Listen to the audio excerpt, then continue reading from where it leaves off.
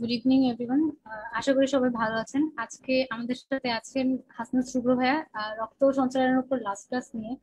ভাইয়া আসলে অনেকদিন নিজে একটু অসুস্থ, তারপরও আজকে আমাদের সাথে উনি ক্লাস নিচ্ছেন। সবাই একটু দোয়া করবো ভাইয়ার জন্য। সবাই একটু বন্ধুদের মেনশন দিয়ে দিয়ে দাও, সবাই একটু খাতা কলম নিয়ে বসে রেডি হও। ভাইয়া শীঘ্রই ক্লাস স্টার্ট করছে।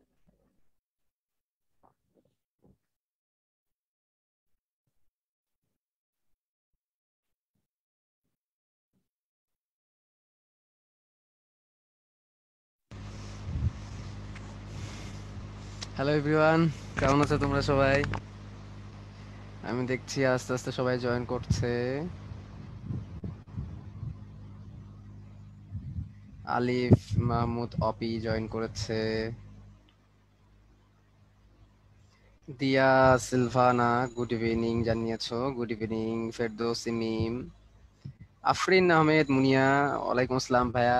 এই তোমরা তাড়াতাড়ি জয়েন করো, জয়েন করে তোমাদের ফ্রেন্ডসদেরকে জানিয়ে দাও, মেনশন করো, হ্যাঁ মেনশন করে জানিয়ে দাও যে ক্লাস শুরু হয়েছে।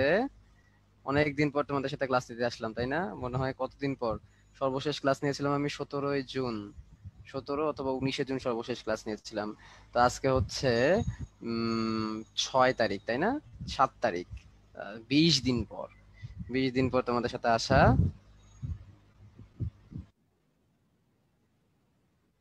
তো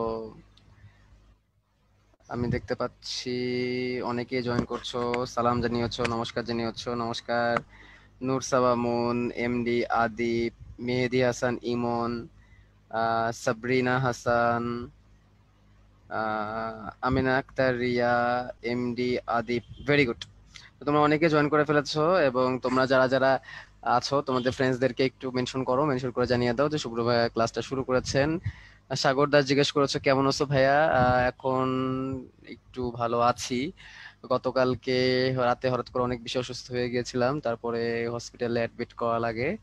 তারপরে আজকে আবার ডিসচার্জ নিয়ে বিকেলবেলা বাসায় আসছি। বিকেলবেলা বাসায় এসে তারপরে ভাবলাম তোমাদের ক্লাসটা নিয়ে ফেলি। আহ, আমাকে বলছিল যে আজকে যদি শরীর বেশি খারাপ লাগে তাহলে আজকে থাক। তা ভাবলাম থাক, অনেকদিন তোমাদের সাথে দেখা হয়নি যেহেতু, তার মানে আজকে যেহেতু দেখা হচ্ছে, সুতরাং এই সুযোগটা হাতছাড়া করা উচিত হবে না। যার কারণে আর কি চলে আসলাম তোমাদের সাথে। তো তোমরা কেমন আছো একটু জানিয়ে দাও, তোমরা সবাই কেমন আছো, এবং আমার কথা স্পষ্ট শুনতে পাচ্ছ কিনা, সবকিছু ঠিক ঠিক মতো দেখা যাচ্ছে কিনা আমাকে একটু জানিয়ে দাও। সবকিছু ঠিকঠাক আছে কিনা আমাকে একটু জানিয়ে দাও, আর তোমরা কেমন আছো একটু জানিয়ে দাও। ওয়ালাইকুম আসসালাম, ভালো আছি। তোমরা একটু কুইকলি জয়েন করো সবাই। যারা যারা জয়েন করেছো তো করেছোই, তোমরা তোমাদের ফ্রেন্ডসদেরকে মেনশন দিয়ে জানিয়ে দাও যে ক্লাসটি শুরু হয়েছে। আজকে তোমাদের রক্ত এবং সংবহনের যে চ্যাপ্টারটা সেই কবে শুরু করেছিলাম, তার আজকে শেষ ক্লাস। আজকে শেষ হবে সেটা, ঠিক আছে? 1 মাস লেগে গেল একটা চ্যাপ্টারে। আরো আগে শেষ হয়ে যেত, এতদিন তোমাদের অন্য চ্যাপ্টার ধরে অন্য চ্যাপ্টার শেষ করে দেওয়া যেত। আসলে বিভিন্ন ঝামেলার কারণে আসলে পসিবল হয় নাই। তোমরা তো জানোই হয়তো বা অনেকে, আমার আম্মু গত 29 তারিখ, 29শে জুন ঢাকা মেডিকেলের আইসিইউতে মারা গিয়েছেন। তো এইসব বিভিন্ন কারণে আসলে ক্লাস নেওয়া পসিবল হয় নাই, but although now I am here, and ইনশাল্লাহ সবকিছু যদি ঠিকঠাক থাকে, যদি সুস্থ থাকি, ইনশাল্লাহ ক্লাস আবার চলবে। এবং সামনের উইক গুলাতে তোমরা আমার 3টা করে ক্লাস পাবে প্রতি সপ্তাহে, আগামী 2 সপ্তাহ, যাতে করে তোমাদের যে জেনেটিক্স এর যে চ্যাপ্টারটা আছে, জেনেটিক্স এর চ্যাপ্টারটা আমি শেষ করে দিতে পারি। জেনেটিক্স এন্ড ইভলিউশন এই চ্যাপ্টারের উপরে আমি 5টা ক্লাস তোমাদেরকে দিব, যদি প্রয়োজন হয় আর একটা বাড়ানো যাবে, বাট 5 থেকে 6টা ক্লাসের মধ্যেই, 5-6টা লাগবে না, 5টা ক্লাসের মধ্যে ইনশাল্লাহ শেষ হয়ে যাবে। সো আজকে হচ্ছে রক্ত সংবহনের শেষ ক্লাস। কিছু কিছু টপিক বাকি ছিল, তাই না? তো সেই টপিকগুলো একটু আমাকে একটু বলতে পারবা, কোন কোন টপিক বাকি ছিল একটু কুইকলি আমাকে জানাই দিও তো। আমার মনে আছে লসিকা, তারপরে হচ্ছে হার্ট অ্যাটাক, এরকম কয়টা টপিক বাদ ছিল। তো তোমরা একটু আমাকে কমেন্টে জানিয়ে দাও তো যে কি কি টপিক বাদ ছিল, একটু আমাকে জানিয়ে দাও। গোটা ক্র্যাশ কোর্সে কোনোদিন আমার নাম বলা হয়নি ভাই, আজকে একটু আমার নামটা বইলো। মেহেদি হাসান, যাও তোমার নাম বলে দিলাম। তো আমাকে একটু বলো তো তোমরা, দেখি কি কি, কি কি টপিক বাকি আছে।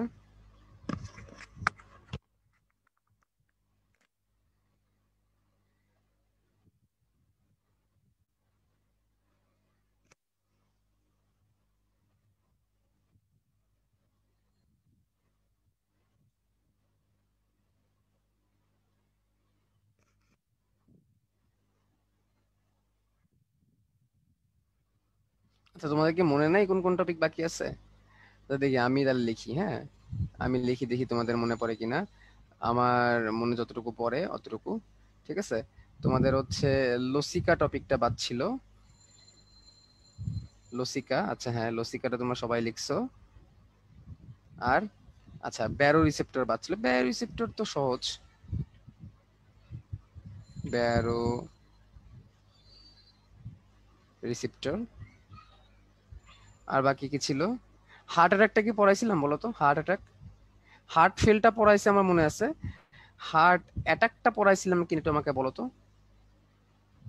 হার্ট অ্যাটাক, ব্লাড প্রেশার তো পড়াইছিলাম মনে হয়।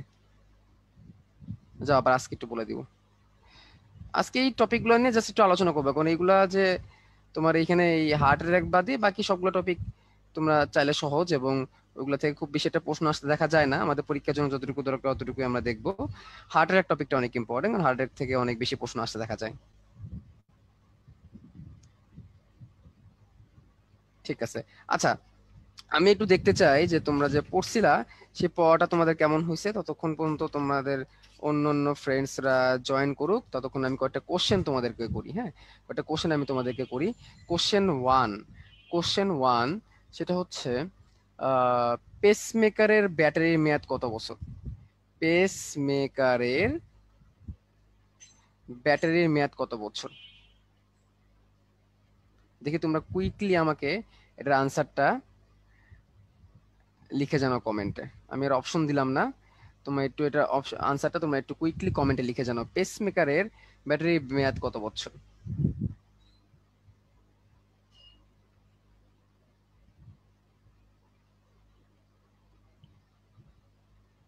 দেখি কে আগে বলতে পারে।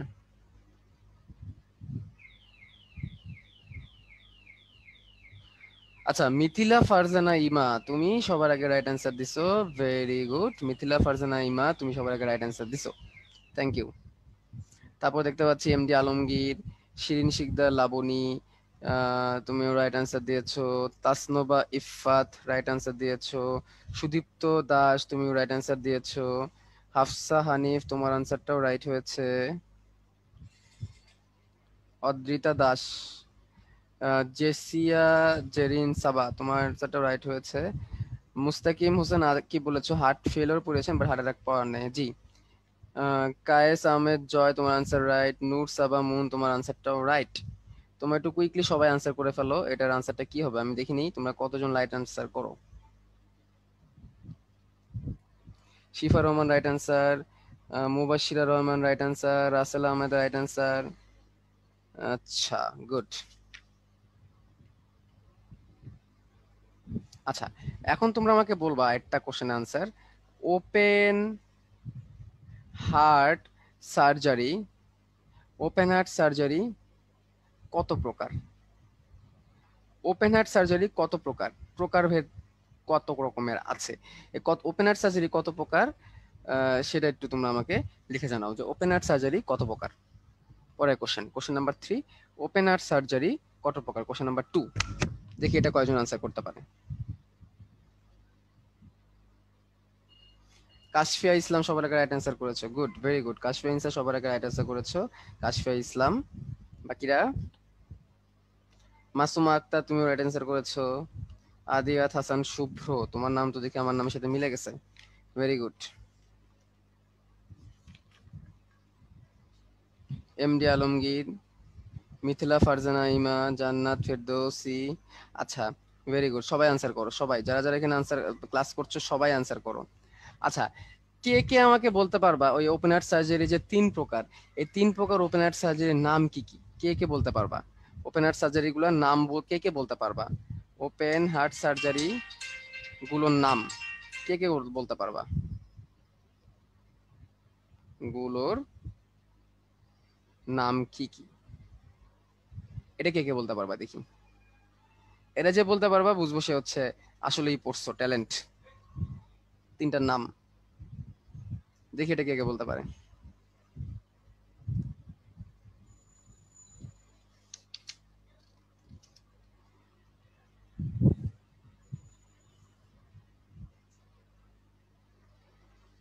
একজন বলতেছে যাক আমার নামটা পড়ছে ভাইয়া। আচ্ছা, সাদিয়া আহমেদ, 3 প্রকার: on palm, of palm, robotic surgery. হ্যাঁ, রোবোটিক সার্জারি না, রোবট অ্যাসিস্টেড সার্জারি বা রোবট অ্যাসিস্ট্যান্ট। হ্যাঁ, রোবট অ্যাসিস্টেড সার্জারি মানে যেটা রোবট দিয়ে সহযোগিতা করা হয়। ঠিক আছে, তাহলে কি কি 3 প্রকার: on palm surgery, of palm surgery, robot assisted surgery. ঠিক আছে, এই 3 প্রকার। Very good.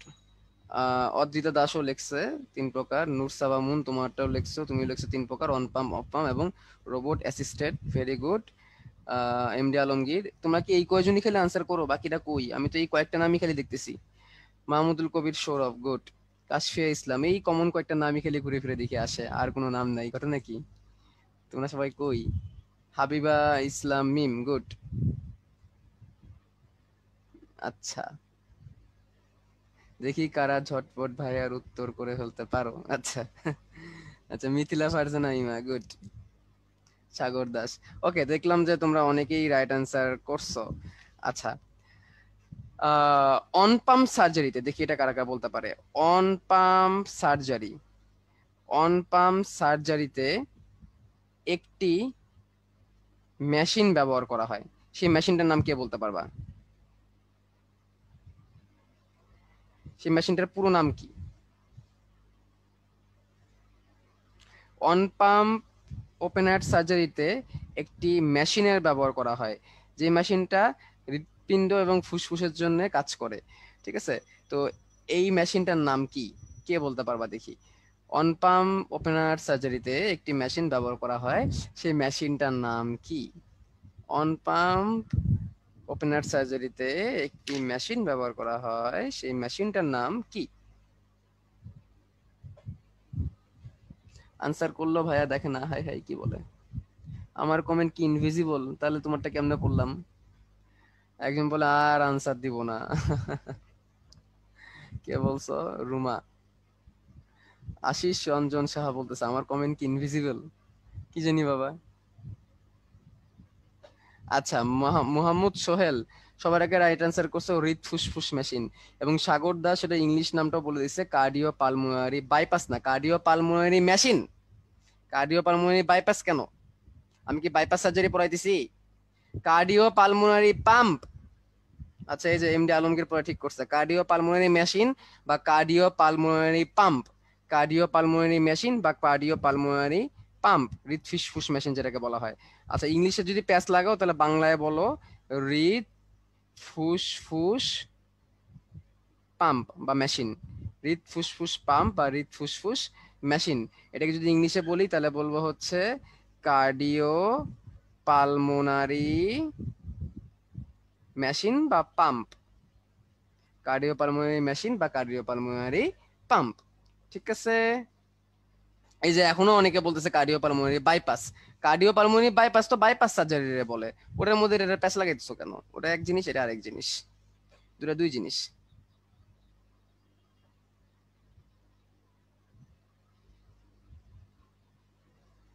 দুটা দুই জিনিস।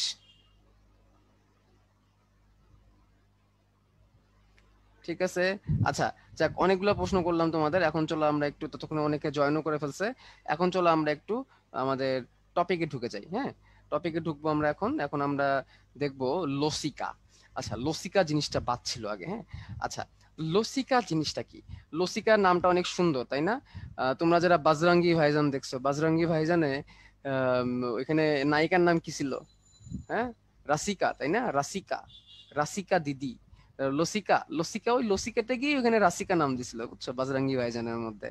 তো লসিকা কি তাইলে? দেখো, আমাদের রক্ত, রক্তের কাজ কি? আমি একটু ভিডিওটা অফ করি, ভিডিওটা অফ করে একটু বুঝাই, তাহলে হচ্ছে আমার ফেস দেখে বুঝলে তোমাদের ইজি হবে। আচ্ছা, আম, রক্ত, আমাদের রক্ত কি করে? রক্ত হচ্ছে সারা দেহে খাবার সরবরাহ করে। তোমাদেরকে বলছিলাম রক্ত হচ্ছে ডেলিভারি ম্যানের মতো, সব জায়গায় খাবার নিয়ে যায়, সবগুলা কোষের মধ্যে খাবার নিয়ে যায়। ঠিক আছে, এটা বেসিক্যালি রক্তের রস করে, বাট পাশাপাশি দেখো আরো অনেকগুলো কাজও কিন্তু আছে। রক্তের মধ্যে যে লোহিত রক্তকণিকাটা আছে, সেই লোহিত রক্তকণিকা কি করে? লোহিত রক্তকণিকা হচ্ছে জায়গায় জায়গায় অক্সিজেন নিয়ে যায় এবং কার্বন ডাই অক্সাইড নিয়ে আসে। ঠিক আছে, এক মুস্তাকিম হোসেন আকিব লেখছে যে কারিনা কাপুর। হ্যাঁ, কারিনা কাপুরের নাম ছিল ওই সময় রাসিকা। ওই রাসিকা আর লসিকা ওই একই জিনিস। আজ যেটা বলতেছিলাম যে বিভিন্ন জায়গায় হচ্ছে অক্সিজেন যুক্ত খাবার সরবরাহ, অক্সিজেন যুক্ত রক্ত সরবরাহ করে, কার্বন ডাই অক্সাইড গুলো নিয়ে আসে, আবার হচ্ছে খাবার সরবরাহ করে। তো দেখো এটা কি হয়, এটা কেমনে হয়? এটা হয় হচ্ছে আমাদের রক্তটা কি করে, রক্তটা রক্ত নালীর মাধ্যমে ছড়িয়ে যায়, তারপরে সেটা যেতে যেতে যেতে যেতে কৌশিক জালিকায় ভাগ হয়। কৌশিক জালিকা কি? একটা ধরো ধমনী অক্সিজেন যুক্ত রক্ত নিয়ে যাচ্ছে, হ্যাঁ, ধমনী ধরো অক্সিজেন যুক্ত রক্ত নিয়ে যাচ্ছে, নিয়ে সে যখন অনেক বেশি টিস্যুর ভিতর ঢুকে যায়, অনেক বেশি কোষের মধ্যে ছড়িয়ে যায়, তখন সেগুলো এরকম করে অনেকগুলা ভাগে বিভক্ত হয়। বিভক্ত হয়ে তারপরে রক্তগুলো ওই কৌশিক জালিকা ভেদ করে কোষের ভিতর ঢুকে যায়। কৌশিক জালিকাগুলো অনেক ছিদ্র ছিদ্র ছোট ছোট ছোট থাকে, ওটা ভেদ করে রক্তের মধ্যে চলে যায়, সরি কোষের মধ্যে চলে যায়। তখন রক্তগুলো কোথায় চলে যায়? কোষের মধ্যে চলে যায়। ঠিক আছে? এরপরে সেই কোষ থেকে আবার কার্বন ডাই অক্সাইড বিভিন্ন ময়লা টয়লা নিয়ে আবার কৌশিক জালিকার মধ্যে ফিরে শিরা হয়ে হৃৎপিণ্ডের কাছে চলে যায়। এই হচ্ছে সিকোয়েন্স। তাহলে সিকোয়েন্সটা কি হইলো? যে রক্ত অক্সিজেন যুক্ত খাবার যুক্ত রক্ত কৌশিক জালিকায় ভাগ হলো এরকম অনেকগুলা। এরকম ধরো, এই ধরো রক্ত যাচ্ছে যাচ্ছে যাচ্ছে অক্সিজেন যুক্ত কার্বন ডাই অক্সাইড যুক্ত, তারপর সেগুলো কি হয়ে গেলো, অনেকগুলো কৌশিক জালিকায় ভাগ হয়ে গেল। এই যে আমার যে আঙ্গুলগুলো, এই আঙ্গুলগুলো হচ্ছে কি কৌশিক জালিকা, আঙ্গুলগুলো হচ্ছে কৌশিক জালিকা। কৌশিক জালিকাগুলো অনেক ছিদ্র ছিদ্র থাকে, এইখান থেকে রক্তগুলা বের হয়ে কোষের মধ্যে চলে যায়। তার মানে আশেপাশে কি, আশেপাশে হচ্ছে কোষ, আশেপাশে হচ্ছে কি, আশেপাশে হচ্ছে কোষ। এবং এই কোষের মধ্যে যাওয়ার পরে কোষকে সেই অক্সিজেন এবং খাবারগুলো দিয়ে দেয়, কোষকে সেই অক্সিজেন এবং খাবারগুলা দিয়ে দেয়। এরপরে সেই কোষ থেকে আবার যে কার্বন ডাই অক্সাইডের ময়লাগুলো আছে, সেইগুলা আবার কি হয়, রক্তের মধ্যে ঢুকে। এই যে এখানে ঢুকছে, এইখানে ঢুকার পরে সেগুলো আস্তে আস্তে আস্তে আস্তে আবার শিরার মধ্যে এসে হৃৎপিণ্ডের কাছে চলে যায়। ঠিক আছে? তো এই হচ্ছে পুরো, মানে পুরো সিকোয়েন্সটা। এইভাবে কিন্তু রক্তটা কি হয়, রক্তটা চারিদিকে কিন্তু সরবরাহ হয়, কোষের মধ্যে খাবারগুলোকে নিয়ে যায়। কিন্তু ঝামেলাটা কোন জায়গায়? ঝামেলাটা হচ্ছে কিছু কিছু কিছু কিছু টিস্যু আছে, কিছু কিছু কোষ আছে, যেসব টিস্যু বা যেসব কোষগুলো এত সূক্ষ্ম, এত সূক্ষ্ম যে ওইগুলোর ভিতরে কি করতে পারে না, ওইগুলোর ভিতরে রক্ত নালিকা বা কৌশিক জালিকা প্রবেশ করতে পারে না। অনেক সূক্ষ্ম সূক্ষ্ম সূক্ষ্ম সূক্ষ্ম টিস্যু আছে, সূক্ষ্ম সূক্ষ্ম কোষ আছে, ওইসব জায়গায় রক্তনালিকা বা কোনো ধরনের কোষিক জালিকাও যেতে পারে না। তাহলে কোষিক জালিকা বা রক্তনালিকা যদি না যেতে পারে, তাহলে ওইসব জায়গায় খাবার, অক্সিজেন বা ময়লা আবর্জনা বের করে নিয়ে আসা, এই কাজগুলো কে করবে যদি সেখানে রক্তই যেতে না পারে? মানে মোদ্দা কথা হচ্ছে এমন এমন এমন এমন জায়গা আছে আমাদের কোষে বা টিস্যুর ফাঁকে ফাঁকে যেখানে রক্ত যেতে পারে না। যেহেতু সেখানে রক্ত যেতে পারে না, তাহলে সেখানে কে যাবে বলতো? সে জায়গায় কে যাবে? লসিকা যাবে। এই হচ্ছে ফ্যাক্ট। তার মানে লসিকার যদি আমি কাজ জিজ্ঞাসা করি, তাহলে তোমরা এখন কাজটা কি বলতে পারবা? কেউ কি আমাকে বলতে পারবা যে লসিকার আসলে মেইন কাজটা কি? মেইন কাজটা কি তুমি একটু বলো তো। অনেকে আমাকে জিজ্ঞেস করতেছে সংজ্ঞা কি, তাহলে সেটা সংজ্ঞা তোমরা একটু নিজেরা একটু বানায় বলো তো। এই লসিকাকে ইংলিশে লিম্ফ বলে, হ্যাঁ, লসিকাকে ইংলিশে কি বলে? লিম্ফ বলে। তাহলে এটাকে আমরা কি বলবো? লসিকার কাজ বা লসিকাকে আমরা কি বলবো, একটু কুইকলি আমাকে বলো তো।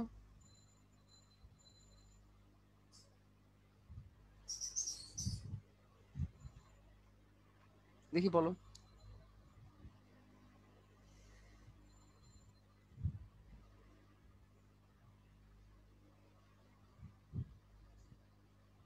ভাইয়া আমি যাব। কোথায় যাবা ভাই তুমি? বলতেছো যে ভাইয়া আমি যাব, কোথায় যাবা? আচ্ছা, তাহলে লসিকাকে আমরা এভাবে বলতে পারি যে দেহের টিস্যুতে বা কোষে যে সকল জায়গায় রক্ত পৌঁছাতে পারে না, রক্ত সেখানে খাবার এবং পুষ্টিজাত পদার্থ নিয়ে যেতে পারে না, সেই সকল স্থানে, সেই সকল সূক্ষ্ম সূক্ষ্ম স্থানে খাদ্যের উপাদান এবং বিভিন্ন রোগ প্রতিরোধ ক্ষমতা সম্পন্ন অ্যান্টিবডি পৌঁছে দেওয়ার জন্য যে তরল পদার্থ রয়েছে তাকে বলা হয় লসিকা। ঠিক আছে? তাকে বলা হয় কি? লসিকা। যেসব জায়গায় রক্ত পৌঁছাতে পারে না সেসব জায়গায় খাদ্যসার পৌঁছে দেওয়া হচ্ছে লসিকা। ভেরি গুড শিরিন শেখতার লাবণী, তুমি খুব সুন্দর বলছো। আচ্ছা, তাহলে দেখো এখন কি বলছে। লসিকার কোষ উপাদান হলো শ্বেত রক্তকণিকা লিম্ফোসাইট। তার মানে লসিকাতেও কিন্তু কি থাকে? কোষ থাকে, এবং সেই কোষটাকে শ্বেত রক্তকণিকার লিম্ফোসাইট। লিম্ফোসাইটটা কি বলতো? লিম্ফোসাইটটা কি? লিম্ফোসাইট হচ্ছে এক ধরনের শ্বেত রক্তকণিকা। এবং এই লিম্ফোসাইটের কাজ কি কে বলতে পারবা দেখি? কে বলতে পারে লিম্ফোসাইটের কাজ কি? কে বলতে পারবা? শ্বেত রক্তকণিকা তো 5 রকমের পাইছিলাম, এই লিম্ফোসাইটের কাজ কে বলতে পারবা? কুইক, সবার আগে দেখি কে বলতে পারে এই লিম্ফোসাইটের কাজ কি। আমরা জানি 5টা শ্বেত রক্তকণিকা আছে। আহ কি কি? নিউট্রোফিল, ইউসিনোফিল, বেসোফিল, লিম্ফোসাইট আর মনোসাইট। তো এইসব যে এটা আছে হচ্ছে মনোসাইট, লিম্ফোসাইট। এই লিম্ফোসাইটের কাজ কি বলো কুইক? লসিকাতে এই লিম্ফোসাইট থাকে, তার মানে কি লসিকাতে শ্বেত রক্তকণিকা থাকে, এবং কতটুকু শ্বেত রক্তকণিকা বা কতটুকু লিম্ফোসাইট থাকে এই নাম্বারটাও দেওয়া আছে, এটা খুব ইম্পর্টেন্ট। ঠিক আছে, এই পয়েন্টটা খুব ইম্পর্টেন্ট যে লসিকাতে কতটুকু লিম্ফোসাইট থাকে। লিম্ফোসাইটের কাজ কি? অ্যান্টিবডি তৈরি করা। মিথিলা ফারজানা ইমা, তুমি সবার আগে রাইট অ্যান্সার দিছো। শাহরিয়ার খান নাইম, তুমিও রাইট অ্যান্সার। নুরসাবা মুন, তোমরা এখন রাইট অ্যান্সার দিচ্ছ। তাহলে লিম্ফোসাইটের কাজ হচ্ছে অ্যান্টিবডি তৈরি করা, অ্যান্টিবডি তৈরি করা। তাহলে লিম্ফ কি করে? অ্যান্টিবডি তৈরি করে। তাহলে এই লসিকা কে তৈরি করে? এই লসিকা কে তৈরি করে? দেখো, লসিকা তৈরি করে লসিকা গ্রন্থি। লসিকা কে তৈরি করে? লসিকা গ্রন্থি তৈরি করে। আমাদের শরীরে এরকম অনেক লসিকা গ্রন্থি আছে, আমাদের শরীরে এরকম অনেক অনেক কি আছে? লসিকা গ্রন্থি আছে। এসব লসিকা গ্রন্থি এরকম কেমন হয় দেখো, এই যে এরকম এরকম গুটি গুটি হয়। আমাদের বগলের নিচে অনেক লসিকা গ্রন্থি আছে। তোমরা চাইলে অনেকে হাত দিয়ে ধরে দেখতেও পাবা বগলের নিচে, বা হাতের হাতের সাইডে, আর্মের নিচে তোমরা হাত দিলে দেখবে এরকম কিছু কিছু গুটির মতো পাওয়া যায়। হ্যাঁ, নালীযুক্ত গুটির মতো, মানে দেখবা এরকম নালীর মতো, মাঝখানে আবার গুটি। ওইগুলো হচ্ছে লসিকা গ্রন্থি বলতে পারো। ঠিক আছে, ওইগুলো হচ্ছে লসিকা গ্রন্থি। তো এরকম লসিকা গ্রন্থি থাকে। এই লসিকা গ্রন্থি থেকে এরকম লসিকা নালী বের হয়। এরকম অনেকগুলা কি হয়? লসিকা নালী বের হয়। এভাবে বলতে পারো যে অনেকগুলা লসিকা নালী যেখানে এসে মিলিত হয় সেই জায়গাটা একটা লসিকা গ্রন্থি তৈরি হয়, এরকম বলতে পারো। এই দেখো, এই যে এরকম মিলিত হয়ে এরকম অসংখ্য লসিকা নালী বের হয়ে চারিদিকে লসিকাকে ছড়িয়ে দেয়। চারিদিকে লসিকাকে কি করে দেয়? ছড়িয়ে দেয়। তাহলে লসিকা গ্রন্থি থাকছে, লসিকা নালীও পাচ্ছি আমরা। এগুলো হচ্ছে লসিকা তন্ত্রের উপাদান। এগুলো যে কিসের উপাদান? লসিকা তন্ত্রের উপাদান। লসিকা তন্ত্রে লসিকা পাবো, লসিকা গ্রন্থি পাবো, অ্যান্টিবডি পাবো, লসিকা নালী পাবো। ঠিক আছে, এসব জিনিস কোথায় পাবো? আমরা লসিকাতে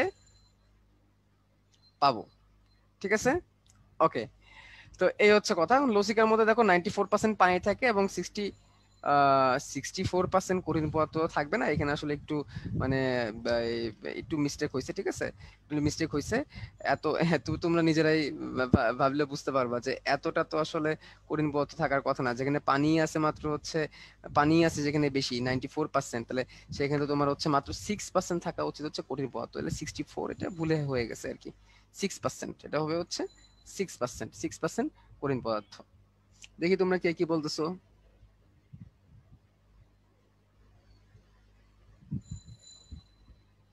আচ্ছা, লসিকার প্রধান কাজ কি জন্য আসবো একটু পরে আমরা। একজন জিজ্ঞাসা, এই বলদ নাকি? হ্যাঁ, বগল কি? বগল হচ্ছে আন্ডার আর্ম। তুমি কি বলদ নাকি ভাই?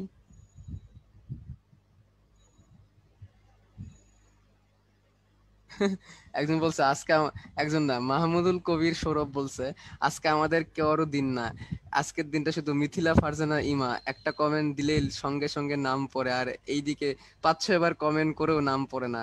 মাহমুদুল কবির সৌরভ, মাহমুদুল কবির সৌরভ, মাহমুদুল কবির সৌরভ, যাও তোমার নাম 3 বার পড়ে দিলাম, 4 বার 5 বার পড়ে দিচ্ছি অলরেডি, যাও। তোমার এখন খুশি?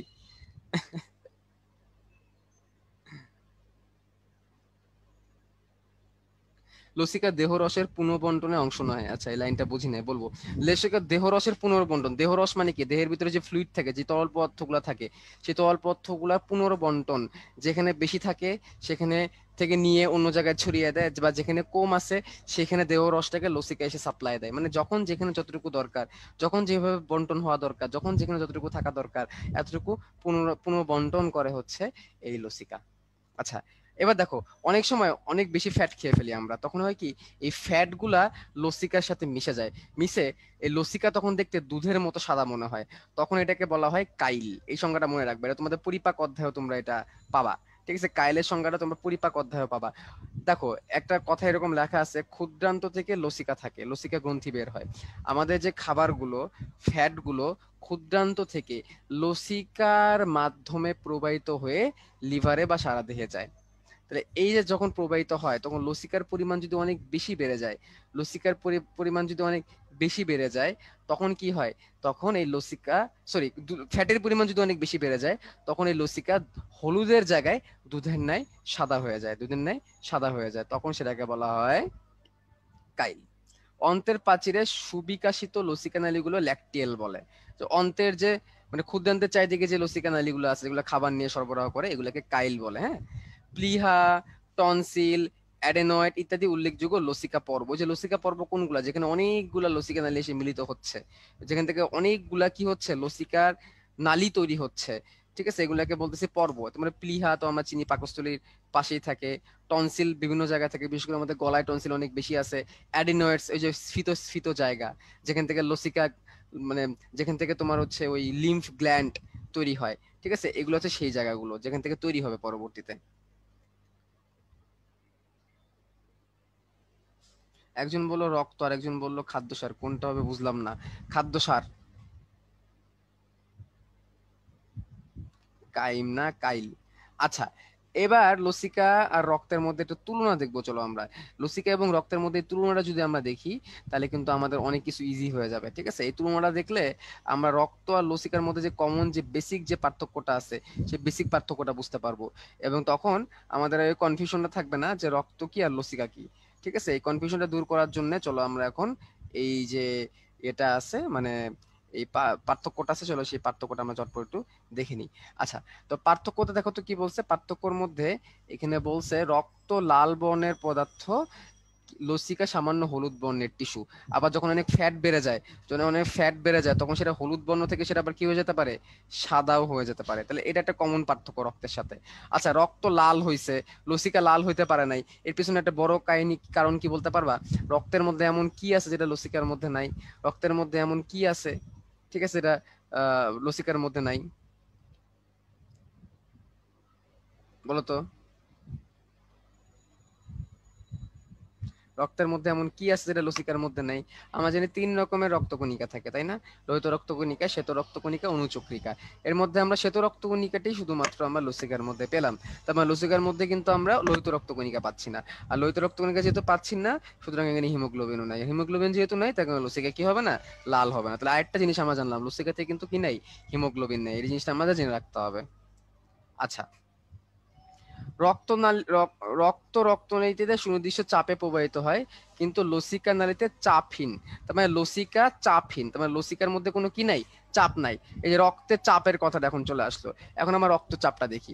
রক্তচাপটা কি অনেকে তোমরা বলতেছিলে ভাই রক্তচাপটা পড়ি নাই, ঠিক আছে, চলো চলো রক্তচাপটা একটু মাঝখান থেকে একটু আমরা জেনে নিই। হ্যাঁ, রক্তচাপ যেহেতু চলে আসলো কথাটা, রক্তচাপ যেহেতু চলে আসছে কথাটা, সুতরাং আমরা এখন চলো রক্তচাপ জিনিসটা আমরা একটু ফাঁকে ফাঁকে আমরা একটু জেনে নিই, ঠিক আছে। ধরো এই হচ্ছে আমাদের হৃৎপিণ্ড, হ্যাঁ, এই হচ্ছে আমাদের হৃৎপিণ্ড। তো হৃৎপিণ্ডের সিস্টল কাকে বলে? যখন সংকোচন হয়, যখন সংকোচন হয় তখন সেটাকে আমরা বলি সিস্টল। সিস্টল।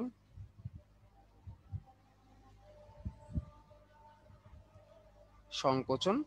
আর ডায়াস্টল কখন হয়? যখন কি হয়, প্রসারণ হয়। ডায়াস্টল যখন হয় তখন সেটাকে বলি আমরা হচ্ছে প্রসারণ। আচ্ছা, তো এগুলো আমরা ভেন্ট্রিকল দিয়ে হিসাব করি, ঠিক আছে। এই ভেন্ট্রিকল, এই যে এইদিকে তো ভেন্ট্রিকল আছে, ভেন্ট্রিকল দিয়ে আমরা হিসাবটা করব।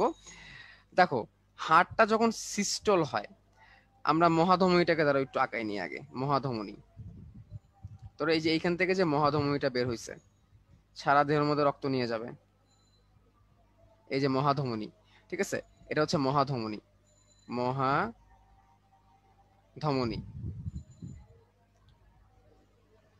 আচ্ছা, এই যে মহাধমনী যখন ধরো সিস্টল হয়, যখন সিস্টল হয়, যখন সিস্টল হয় তখন সেই প্রেশারটাকে বলা হয় সিস্টোলিক প্রেশার। মানে কি, এই এই কম্পার্টমেন্টটা যখন সংকুচিত হবে, এই কম্পার্টমেন্টটা যখন সংকুচিত হবে, এই কম্পার্টমেন্টটা যখন সংকুচিত হবে, তখন রক্তটা কি হবে, রক্তটা ফ্লো হয়ে দেহের বাইরে বের হয়ে যাবে। তো সংকোচন হলে রক্তটা যখন ফ্লো হয়ে দেহের বাইরে বের হয়ে যাবে, আমি ধরো লেজার দিয়ে একটু দেখাই। ধরো এই যে এই কম্পার্টমেন্টটা এখন সংকুচিত হলো, সংকুচিত হয়ে এখানকার যে রক্ত আছে, এই রক্তটা এই মহাধমনী হয়ে দেহের বাইরে বের হয়ে গেল। এই যে দেহের বাইরে যে বের হয়ে গেল, এই সময় কি হলো, এই মহাধমনীর উপরে, মহাধমনীর পাশাপাশি সবগুলা ধমনীর উপর একটা চাপ পড়বে। সবগুলা ধমনীর উপর কি পড়বে, একটা চাপ পড়বে। বিশেষ করে এই জায়গাটার মধ্যে চাপ বেশি পড়বে, এই যে অ্যাওর্টা বা মহাধমনী, এখানে একটা চাপ বেশি পড়বে, ঠিক আছে। এই চাপটা কি সংকোচনের কারণে হচ্ছে না প্রসারণের কারণে হচ্ছে? কুইকলি আমাকে বলো তো, এই চাপটা কি সংকোচনের কারণে হচ্ছে না প্রসারণের কারণে হচ্ছে? এই যে ভেন্ট্রিকল, সে ভেন্ট্রিকল সংকোচনের কারণে এই চাপটা হয়েছে নাকি সে ভেন্ট্রিকল প্রসারণের কারণে চাপটা হয়েছে? আমরা জানি, তোমরা সবাই রাইট আনসার দিবা, এটা সংকোচনের কারণে হয়েছে। তার মানে কি সিস্টোলের কারণে হয়েছে, এই জন্য এটাকে বলা হবে সিস্টোলিক প্রেসার। এই জন্য এটাকে কি বলা হবে? Systolic pressure. তো এই সিস্টোলিক প্রেসারটা কত? এই সিস্টোলিক প্রেসারটা হচ্ছে 120 মিলিমিটার অফ মার্কারি। এই সিস্টোলিক প্রেসারটা কত? 120 মিলিমিটার অফ মার্কারি, মানে 120 পারদ চাপের সমান। 120 পারদ চাপের সমান। তো এটাকে বলা হবে সিস্টোলিক প্রেসার। ঠিক আছে। আচ্ছা, এই সিস্টোলিক প্রেসারটা এই জায়গাটুকুর মধ্যে বেশি অনুভূত হয়, কারণ কি বলতো, এই জায়গাটুকুর মধ্যে আলটিমেটলি কি হচ্ছে, এই মানে সব জায়গায় তো প্রেসারটা যাচ্ছে, বাট এই জায়গার উপর চাপটা একটু বেশি, কারণ এখান থেকে বের হচ্ছে। তো এইখানে চাপটাকে নিয়ন্ত্রণ করার জন্য কিছু ব্যারো রিসেপ্টর থাকে। কিছু কি থাকে? Barrow receptor. Barrow receptor. আচ্ছা, তাহলে চলো আমরা ডায়াস্টোলিক প্রেসারটাকে শিখে নিই, তারপরে আমরা এতে করব। এখন ধরো এই ভেন্ট্রিকলটা আবার প্রসারিত হচ্ছে, এই ভেন্ট্রিকলটা আবার কি হচ্ছে, ধরো প্রসারিত হচ্ছে, তার মানে কি ডায়াস্টোল হচ্ছে, ডায়াস্টোল হচ্ছে। তখন কি হবে? ডায়াস্টোলিক প্রেসার হবে। তার মানে এই ভেন্ট্রিকলটা যখন প্রসারিত হবে, যখন রক্ত যেয়ে ঢুকবে, ভেন্ট্রিকলটা যখন প্রসারিত হবে, রক্ত যেয়ে যখন ঢুকবে, তখন সেই সময় আবার একটা চাপ পড়বে ধমনীর উপরে, সেই সময় ধমনীর উপর আবার একটা চাপ পড়বে। ঠিক আছে, সেটাকে বলে আমার ডায়াস্টোলিক প্রেসার। সেটা কত? 80 মিলিমিটার অফ মার্কারি। তাহলে সিস্টোলিক প্রেসার বেশি না ডায়াস্টোলিক প্রেসার বেশি? একটু কুইকলি বলো তো, সিস্টোলিক প্রেসার বেশি না ডায়াস্টোলিক প্রেসার বেশি? কোন প্রেসারটা বেশি? সিস্টোলিক প্রেসার বেশি না ডায়াস্টোলিক প্রেসার বেশি? আমাকে কিন্তু দেখতেই পারতেছি যে চাপ দেওয়ার সময় সেই প্রেসারটা কি হয়? বেশি হয়। চাপ দেওয়ার সময় সেই প্রেসারটা কি হয়? বেশি হয়। ঠিক আছে, তাহলে এই হচ্ছে সিস্টোলিক প্রেসার আর ডায়াস্টোলিক প্রেসার। এই দুটো হচ্ছে নর্মাল প্রেসার, এবং ডাক্তাররা এই দুটাকে পাশাপাশি রেখেই বলে প্রেসার হচ্ছে 120/80। এভাবে আমরা বলি কি 120/80। আর এই প্রেসারটা মাপার জন্যে, এই প্রেসারটা মাপার জন্যে আমরা যে যন্ত্রটা ব্যবহার করি, এই যন্ত্রের নাম হচ্ছে স্ফিগমো ম্যানোমিটার। এই যন্ত্রের নাম কি? স্ফিগ স্ফিগমো ম্যানো মিটার।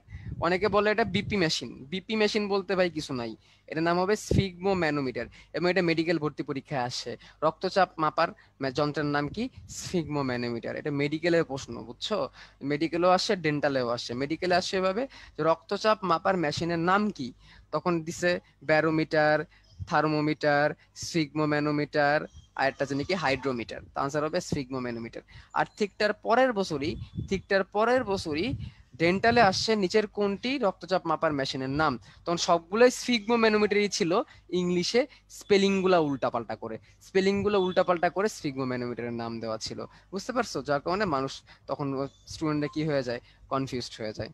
ঠিক আছে, তাহলে এই system, systolic pressure, diastolic pressure, এভাবে রক্তচাপের নিয়ন্ত্রণ হয়। এবং এই পোশাক, এই চাপগুলা কিন্তু কি হচ্ছে, ধমনী গাত্রে পড়তেছে, ধমনী গাত্রে এই চাপগুলা পড়তেছে।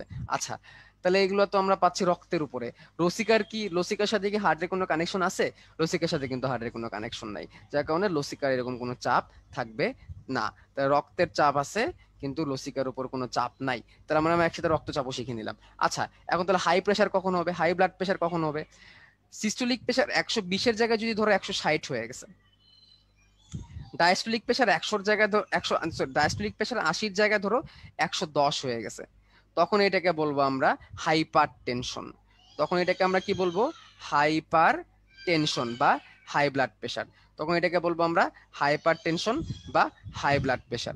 আবার ধরো সিস্টোলিক প্রেসার 120-এর জায়গায় ধরো হয়ে গেছে 90, ডায়াস্টোলিক প্রেসার 80-র জায়গায় হয়ে গেছে ধরো 50, তখন এটাকে আমরা বলবো হাইপোটেনশন। তখন এটাকে আমরা বলবো কি? হাইপোটেনশন বা লো ব্লাড প্রেসার। তখন এটাকে বলবো আমরা হাইপোটেনশন বা লো ব্লাড প্রেসার।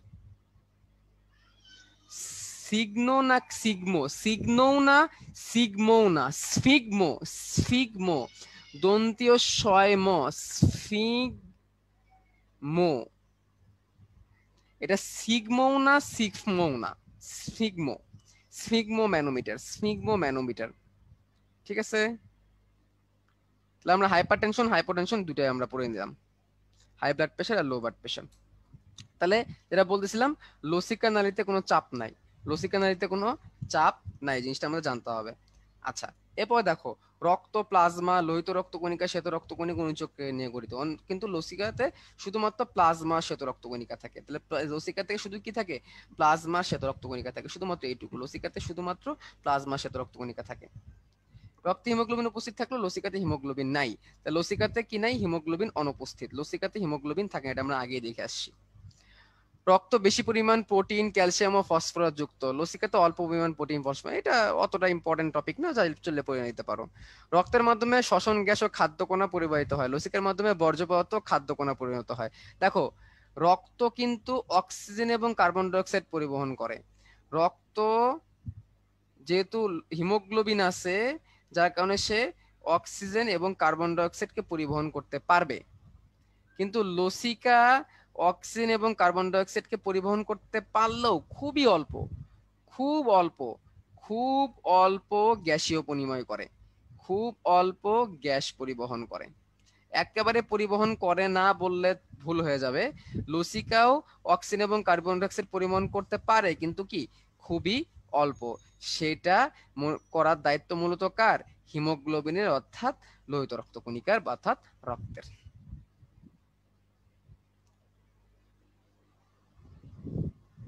ঠিক আছে, বুঝতে পারলাম। তাহলে আমরা লসিকা পড়ে ফেললাম।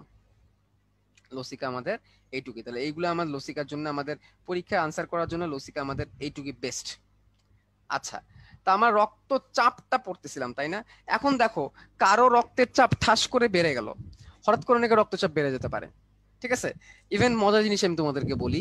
ধরো আমার নর্মালি ব্লাড প্রেশার কত থাকে? আমার নর্মালি ব্লাড প্রেশার 110/80 বা 120/80 এরকমই থাকে, নর্মালি থাকে। ঠিক আছে, তেমন একটা বাইরে কমে না, কিন্তু হঠাৎ করে কিন্তু বাইরে কমে যেতে পারে। অনেকের কিন্তু হাই ব্লাড প্রেশার থাকে, অনেকে আবার লো থাকে। ঠিক আছে, এখন তুমি যদি তোমার প্রেশার মাপো, দেখবে কারো কারো হাই, কারো কারো লো, ম্যাক্সিমামেরই নর্মাল। আচ্ছা, আমি যদি এখন দাঁড়ানো থেকে ঠাস করে, সরি বসা থেকে, আমি যদি এখন বসা থেকে ঠাস করে দাঁড়ায় যাই, হ্যাঁ, ধরো আমি এখন বসে আছি, আমি ধরো লম্বা হয়ে দাঁড়ায় গেলাম। ঠিক আছে, এভাবে লম্বা হয়ে ধরো আমি দাঁড়ায় গেলাম। এরকম করে যদি আমি দাঁড়ায় যাই, তখন কি হবে জানো? আমার ব্লাড প্রেশারটা হঠাৎ করে কি হয়ে যাবে? বেড়ে যাবে। জাস্ট কয়েক সেকেন্ডের জন্য, কয়েক সেকেন্ডের জন্য বেড়ে যাবে। আবার ধরো আমি শুয়ে পড়লাম, কয়েক সেকেন্ডের জন্য আমার ব্লাড প্রেশারটা কি হয়ে যেতে পারে? কমে যেতে পারে। ঠিক আছে, জাস্ট সিম্পল কয়েক সেকেন্ডের জন্য। তো এরকম যদি হয়, তখন এটাকে কিন্তু আবার কি করে ফেলা হয়? কন্ট্রোলও কিন্তু করে ফেলা হয়। তো এই যে কন্ট্রোলটা, এই কন্ট্রোলের কাজটা কে করে? এই কন্ট্রোলের কাজটা করে হচ্ছে কিছু ব্যারো রিসিপ্টর। কে করে? Baroreceptor. আমাদের ওই যে ধমনী ছিল না, বড় বড় ধমনী, ঠিক আছে, মহাধমনী, আমাদের যে অ্যাট্রিয়াম, আমাদের যে পালমোনারি ধমনী, পালমোনারি শিরাগুলা, এইসব শিরার চারিদিকে, ধমনীর চারিদিকে ব্রেন থেকে কিছু নার্ভ এসে চারিদিকে ছড়ায় যায়। ঠিক আছে, চলো চলো সেটাকে আমরা একটু সাইডে একটু দেখি কেমনে সেই জিনিসটা হচ্ছে। এই যে ধরো আমাদের এই যে হার্ট, এই হার্টে ব্রেন থেকে, আমাদের মস্তিষ্ক থেকে, ধরো আমি এখানে একটা ব্রেন আঁকাই, এটা ব্রেন আঁকাইলাম। ব্রেনের দুটো স্নায়ু, গ্লোসোফারেঞ্জিয়াল স্নায়ু আর ভেগাস স্নায়ু। গ্লোসোফারেঞ্জিয়াল স্নায়ু আর ভেগাস স্নায়ু, এই স্নায়ুগুলা কি করে? এই স্নায়ুগুলা এই হার্টের কিছু বড় বড় ধমনী, বড় বড় শিরা, মহাধমনী, এইসব জায়গায় এসে কি করে? উন্মুক্ত হয়। এগুলা কি করে? এগুলা দেখে যে প্রেশারটা নর্মাল আছে কিনা।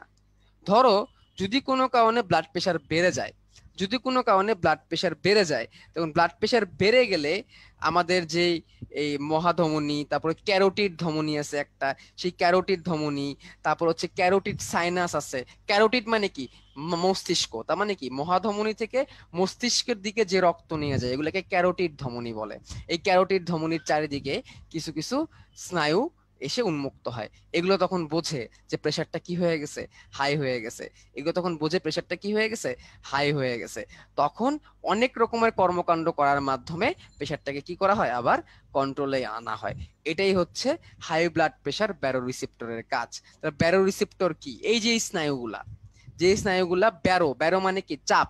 ব্যারো মানে কি? চাপ, মনে রাখবা। ব্যারো মানে হচ্ছে চাপ, আর রিসিপ্টর যে হচ্ছে রিসিভ করে বা গ্রহণ করে, গ্রহণকারী। তার মানে কিছু কিছু স্নায়ু যেগুলো এসে উন্মুক্ত হয়, এগুলো চাপগুলা কেমন, সেই চাপগুলা নিয়ন্ত্রণ করে, পর্যবেক্ষণ করে। বেড়ে গেলে কমায় দেয়, আবার কমে গেলে বাড়িয়ে দেয়। ঠিক আছে, এই যে কর্মকাণ্ডগুলা, এই কর্মকাণ্ডগুলা বায়োরিসেপ্টরের কাজ।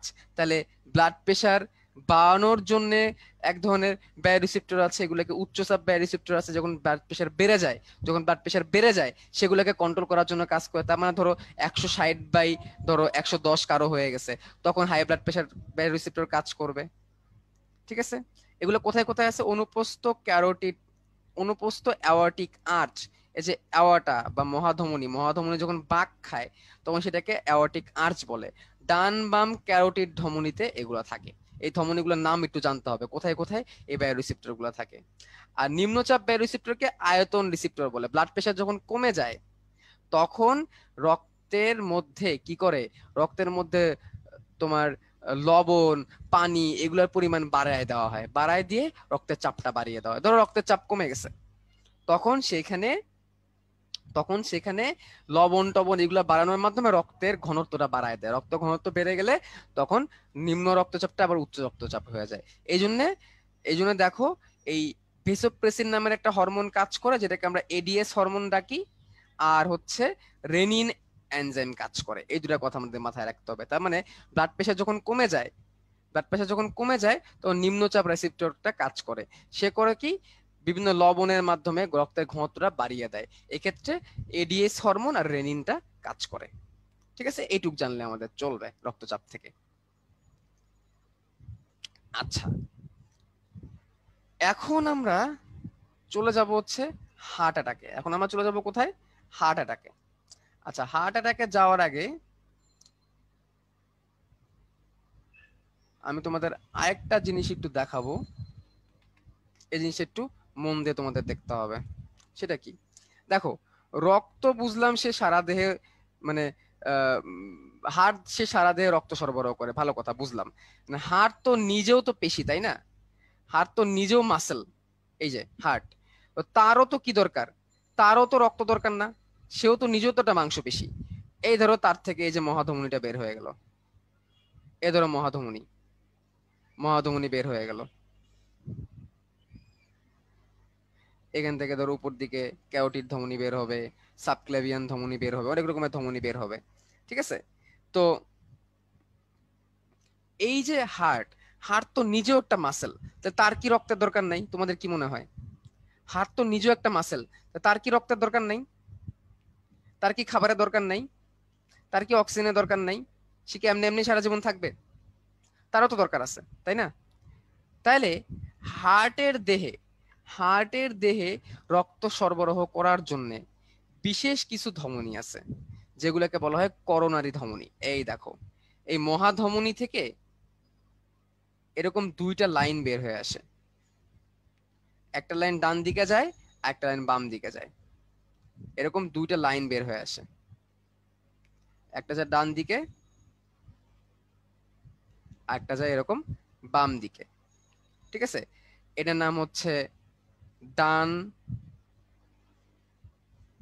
করোনারি ধমনী, এটার নাম হচ্ছে বাম করোনারি ধমনী। ডান আর বাম বের হয়ে এরকম ব্রাঞ্চ তৈরি করে, এরকম অনেকগুলা কি তৈরি করে? ব্রাঞ্চ তৈরি করে। এই দিকেরটাও ব্রাঞ্চ তৈরি করে হার্টের চারিদিকে রক্ত সরবরাহ করে। এগুলো হচ্ছে হার্টকে রক্ত সরবরাহ করে। এগুলো কি করে? হার্টকে রক্ত সরবরাহ করে। তার করোনারি ধমনির কাজ কি? করোনারি ধমনির কাজ হচ্ছে হৃৎপিণ্ডকে রক্ত সঞ্চালন করা, হৃৎপিণ্ডকে রক্ত সরবরাহ করা। যে হৃৎপিণ্ড সারা দেহে মহাধমনী দিয়ে রক্ত সরবরাহ করবে, হৃৎপিণ্ডের নিজেরও তো রক্তের দরকার। সেই পুরো হৃৎপিণ্ডকে রক্ত সরবরাহ করার কাজ কে করে? পুরো হৃৎপিণ্ডকে রক্ত সরবরাহ করার দায়িত্ব নেয় হচ্ছে করোনারি ধমনী। করোনারি ধমনী সম্পূর্ণ হৃৎপিণ্ডে রক্ত সরবরাহ করে। এখন ধরো, যদি এমন হয় অনেক বেশি চর্বি জাতীয় খাবার খেতে খেতে, কোলেস্ট্রল জমতে জমতে এই জায়গাটা যদি এরকম ব্লক হতে থাকে করোনারি ধমনীতে, তখন কি হবে? তখন বুকে ব্যথা অনুভূত হবে, রক্ত ঠিকভাবে হার্টকে সরবরাহ করতে পারবে না। তখন বুকে চিনচিন চিনচিন ব্যথা শুরু হবে, মনে হবে কি হৃৎপিণ্ডের মধ্যে কেউ সুই ফুটাচ্ছে। তখন সেটাকে বলা হবে অ্যানজাইনা বা হৃৎশুল। বা হৃৎশুল। আস্তে আস্তে ব্লকটা এরকম ভরে যাবে, পুরো রাস্তাটা এরকম ব্লক হয়ে যাবে। তখন কি হবে বলতো? তখন এই হার্টের পুরো ডান দিকটা অকেজো হয়ে যাবে। এই ডান সাইডটা রক্তের অভাবে, খাবারের অভাবে, অক্সিজেনের অভাবে মারা যাবে। তখন এটাকে বলা হবে হার্ট অ্যাটাক। এই হচ্ছে হার্ট অ্যাটাক। হার্ট ফেল করছিলাম, হার্ট রক্ত সরবরাহ করতে ব্যর্থ হয়। হার্ট যখন রক্ত সরবরাহ করতে ব্যর্থ হয়, হার্ট যখন নিজে দুর্বল হয়ে যায়। আর হার্ট ফেলটা কি? হার্টে পর্যাপ্ত পরিমাণ অক্সিজেন যুক্ত রক্তের অভাবে হার্টের পেশিগুলো ড্যামেজ হয়ে যায়। হার্টের কি হয়? পেশিগুলো ড্যামেজ হয়ে যায়। তখন সেটাকে বলা হয় হার্ট অ্যাটাক। এটার আরেক নাম হচ্ছে কি? Myocardial infarction. Myocardial infarction. Infarction হচ্ছে অক্সিজেনের অভাবে মারা যাওয়া, আর মায়োকার্ডিয়াল মানে হার্টের পেশি। হার্টের পেশি যখন পর্যাপ্ত পরিমাণ অক্সিজেনের অভাবে মারা যায়, তখন সেটাকে বলা হয় মায়োকার্ডিয়াল ইনফাকশন। তখন সেটাকে বলা হয় মায়োকার্ডিয়াল ইনফাকশন। বুঝতে পারছো? তাহলে প্রথমে হয় অ্যানজাইনা, অ্যানজাইনা থেকে সেটা কোথায় চলে যায়? হার্ট অ্যাটাকের দিকে চলে যায়। ঠিক আছে। এখন যদি অ্যানজাইনা লেভেলে থাকে, এই দেখো এখানে লেখছে মায়োকার্ডিয়াল ইনফাকশন। ঠিক আছে। মায়োকার্ডিয়াল ইনফাকশন হচ্ছে হৃদপেশি, আর ইনফাকশন হচ্ছে অক্সিজেনের অভাবে মারা যাওয়া। এখন ধরো ব্লকটা পুরাপুরি হয় নাই। ধরো যে হার্টের যে ব্লকটা হয়েছে, সেই ব্লকটা পুরোপুরি হয় নাই। ঠিক আছে, আমি এখানে একটু জুম করে দেখাই। এই দেখো খেয়াল করে, দেখছো? ধরো এই জায়গায় একটা ব্লকের মতো হয়েছে, পুরোপুরি হয় না। এই দেখো কোলেস্টেরল জমছে, দেখছো? এই যে কোলেস্টেরল জমছে। এখন রক্ত কিন্তু যেতে পারবে, বাট জায়গাটা অনেক সংকীর্ণ, বুকে একটু একটু ব্যথা হবে। তাহলে এটাকে কি তুমি হার্ট অ্যাটাক বলবা না অ্যানজাইনা বলবা? হার্ট অ্যাটাক যখন হয় তখন পরিপূর্ণভাবে ব্লক হয়ে যায়। মানে এই যে এই সেক্টরটা, এই যে এই যে সিচুয়েশনটা, এটাকে তুমি হার্ট অ্যাটাক বলবা না অ্যানজাইনা বলবা? কুইকলি একটু আমাকে জানায় দাও তো, এটাকে তুমি কি বলবা? এই যে যে ছবিটা তোমরা দেখতেছো, যেখানে একটা ধমনী, ওই করোনারি ধমনী অল্প একটু ব্লক হয়ে আছে, এটাকে তোমরা কি বলবা? এটাকে তোমরা হার্ট অ্যাটাক বলবা নাকি অ্যানজাইনা বলবা? কি বলবা এটাকে? কি বলা উচিত? ভেরি গুড, এটাকে আমরা কি বলবো? এটাকে আমরা অ্যানজাইনা বলবো, কারণ এখনো পর্যন্ত পুরোপুরি হার্ট কি হয় নাই? ব্লক হয় নাই, পুরোপুরি ধমনীটা কি হয় নাই? ব্লক হয় নাই। ঠিক আছে। এখন কি করা হবে দেখো, ভেতরে আমাদের শরীরের কোনো একটা জায়গায়, এটা হাত হতে পারে, ঠিক আছে, এটা পা হতে পারে, বা তলপেট হতে পারে, কোনো একটা জায়গায় ছিদ্র করা হয়। ছিদ্র করে এই যে ধমনীটা আছে না, ধমনীর ভিতরে একটা ক্যাথেটার ঢোকানো হয়। এই যে লম্বা একটা এরকম একটা চিকন একটা পাইপের মতো ক্যাথেটার ঢোকানো হয়, এবং এটার সামনে ক্যামেরা লাগানো থাকে। এই ক্যামেরাটা ওই ধমনীর ভিতর দিয়ে ঢুকতে থাকে। ক্যামেরাটা এই ধমনীর ভিতর দিয়ে কি হতে থাকে? ঢুকতে থাকে। ক্যামেরা সহ এই ক্যাথেটারটা ধমনীর ভিতর দিয়ে ঢুকতে থাকে। ঢুকতে ঢুকতে এটাকে হার্ট পর্যন্ত নিয়ে যাওয়া হয়। এটাকে কোথায় নিয়ে যাওয়া হয়? হার্ট পর্যন্ত নিয়ে যাওয়া হয়। নিয়ে যেয়ে ক্যামেরা দিয়ে চেক করে দেখে কোথায় ব্লকটা হয়েছে। এটাকে বলা হয় এনজিওগ্রাম। এরপরে কি করা হয় দেখো, ওই যে ক্যাথেটারটা দেখাইছিলাম না, ক্যাথেটার, ক্যাথেটার মানে কি? ক্যাথেটার মানে হচ্ছে ওই যে যেটা ঢুকানো হয়েছে ধমনীর ভিতর দিয়ে, ওটার মাথায় একটা বেলুন থাকে। ওটার মাথায় কি থাকে? একটা বেলুন থাকে। এই বেলুনটাকে ভিতরে ঢুকায় দেওয়া হয়, ঢুকিয়ে বেলুনটাকে ফুলায় দেওয়া হয়। এই দেখো বেলুনটাকে ফুলায় দেওয়া হয়েছে, দেখছো? বেলুনটাকে ফুলায় দেওয়া হয়েছে। বেলুনটাকে ফুলায় দেওয়ার ফলে কি হয়েছে দেখো তো, এই জায়গাটা প্রসারিত হয়ে গেছে। এই জায়গাটা কি হয়ে গেছে? প্রসারিত হয়ে গেছে। এটাকে বলা হয় বেলুন এনজিওপ্লাস্টি। এটাকে কি বলা হয় ভাইয়া? এটাকে বলা হয় বেলুন এনজিওপ্লাস্টি। এটাকে বলা হয় বেলুন এনজিওপ্লাস্টি। ঠিক আছে। আচ্ছা, এখন বেলুন তো চুপসায় যেতে পারে, তাই না? বেলুন তো চুপসায় যেতে পারে, ঠিক আছে। এই জন্য কি করা হয়? একটা স্টেন্ট পরায় দেওয়া হয়। দেখো স্টেন্ট, স্টেন্ট মানে রিং। অনেকে বলে না হার্টের মধ্যে রিং পরাইছে, হার্টের মধ্যে রিং পরানো বলে না, এটা হচ্ছে হার্টের মধ্যে রিং পরানো। এই যে দেখো স্টেন্ট, এই যে একটা রিং এর মতো। বেলুনটা ফুলায় দেওয়ার পরে, বেলুনটা ফুলায় দেওয়ার পরে ওইখানে এরকম একটা রিং এর মতো পরায় দিয়ে আসা হয়, এই যে রিং এর মতো। এটাকে বলা হয় করোনারি স্টেন্টিং বা রিং পরানো। সাধারণত বেলুন এনজিওপ্লাস্টি আর করোনারি স্টেন্টিং একসাথে করা হয়। বেলুনটা ফুলায় দেওয়ার পরে আবার সেটা চুপসা যেতে পারে। এরকম যদি চুপসে যেতে না পারে, এই জন্য একটা স্টেনলেস স্টিল দিয়ে তৈরি স্টেন্ট বা রিং, স্টেনলেস স্টিল দিয়ে তৈরি রিং বা স্টেন্ট ভিতরে রেখে আসা হয়, এবং এটার ভিতরে রেখে আসলে আর চুপসে যাওয়ার ভয় থাকে না। এবং এই রিংটা কি করতে পারে জানো, এই রিংটা এমন একটা উপাদান দিয়ে তৈরি যেটা ফ্যাটকে কি করে ফেলতে পারে, ডিজলভ করে দিতে পারে, ফ্যাটকে রক্তের সাথে মিশাই দিতে পারে। এটাকে বলা হয় করোনারি স্টেন্টিং। এই বেলুন এনজিওপ্লাস্টির করোনারি স্টেন্টিংটা হচ্ছে সব থেকে বেশি জনপ্রিয়, সব থেকে বেশি ব্যবহৃত হয়। বুঝতে পারছো? সব থেকে বেশি জনপ্রিয় এটা। আচ্ছা, আরেকটা পদ্ধতি আছে, সেই পদ্ধতিটা কি? সেই পদ্ধতিটা হচ্ছে দেখো ঘূর্ণি ব্লেড। সে পদ্ধতিটা হচ্ছে ঘূর্ণি ব্লেড। ঠিক আছে, এই দেখো ফ্যাটটাকে ব্লেড দিয়ে এরকম কেটে ফেলা হয়, ঘুরে ঘুরে ঘুরে ঘুরে ব্লেড দিয়ে কেটে ফেলা হয়। বাট এটা একটু রিস্কি, এটা একটু রিস্কি। এটা রিস্কি কারণ কি, এটার কারণে এটা এটা এটা করলে ধমনী টমনী ছিঁড়ে যেতে পারে। ঠিক আছে, একটু ভয় থাকে। ঠিক আছে, তো এটাকে বলা হয় করোনারি অ্যাথেরেক্টমি বা অ্যাথেরেক্টমি অ্যাঞ্জিওপ্লাস্টি। তাহলে যখন ঘূর্ণি ব্লেডের মাধ্যমে করা হয় তখন সেটাকে বলা হয় অ্যাথেরেক্টমি, যখন ঘূর্ণি ব্লেডের মাধ্যমে করা হয় তখন সেটাকে বলা হয় অ্যাথেরেক্টমি। তাহলে আর বাকি থাকলো আরেকটা, সেটাকে বলা লেজার এনজিওপ্লাস্টি। এটা হচ্ছে কি, লেজার এনজিওপ্লাস্টি। লেজার এনজিওপ্লাস্টি কি, লেজার দিয়ে গলায় দেওয়া হয়, কোনো বেলুন ঢুকানো হয় না, কোনো রিং ঢুকানো হয় না, একটা লেজার ঢুকানো হয়, লেজারে ফ্যাট গুলাকে গলায় দেয়, ফ্যাট গুলাকে গলে গেলে আলটিমেটলি তখন ব্লকটা কভার হয়ে যায়। তো এটাকে বলা হয় লেজার এনজিওপ্লাস্টি। এটাকে কি বলা হয়, লেজার এনজিওপ্লাস্টি। তাহলে টোটাল এনজিওপ্লাস্টি কত রকমের? টোটাল এনজিওপ্লাস্টি হচ্ছে 4 রকমের। টোটাল এনজিওপ্লাস্টি কয় রকমের? 4 রকমের। কি কি? Balloon angioplasty, laser angioplasty, atherectomy, coronary stenting. কত কয় রকমের এনজিওপ্লাস্টি? 4 রকমের এনজিওপ্লাস্টি। এবং এনজিওপ্লাস্টি আবিষ্কারক এটা কিন্তু আমাদের ভালো করে জানতে হবে, অ্যান্ড্রেস, ডাক্তার অ্যান্ড্রেস। ঠিক আছে, 4 রকমের এনজিওপ্লাস্টি আছে। তাহলে তাহলে যখন বেলুন দিয়ে করা হয় তখন সেটাকে বলে বেলুন এনজিওপ্লাস্টি, সাথে যখন রিং পরায় দেওয়া হয় তখন এটাকে বলা হয় করোনারি স্টেন্টিং, যখন লেজার দিয়ে গলানো হয় তাহলে লেজার এনজিওপ্লাস্টি, যখন ঘূর্ণি ব্লেড দিয়ে করা হয় তখন বলা হয় করোনারি অ্যাথেরেক্টমি। এটা কখন? অ্যানজাইনার জন্য। দেখো মিলে গেছে, অ্যানজাইনার জন্য এনজিওপ্লাস্টি, অ্যানজাইনার জন্য এনজিওপ্লাস্টি। তবে হ্যাঁ, হার্ট অ্যাটাকের ক্ষেত্রে এনজিওপ্লাস্টি ইউজ করা হয়, হার্ট অ্যাটাকের ক্ষেত্রে এনজিওপ্লাস্টি করা হয়। এখানে বেলুন আর বেলুন আর স্টেন্টিংটা একসাথে করা হয়, বুঝছো?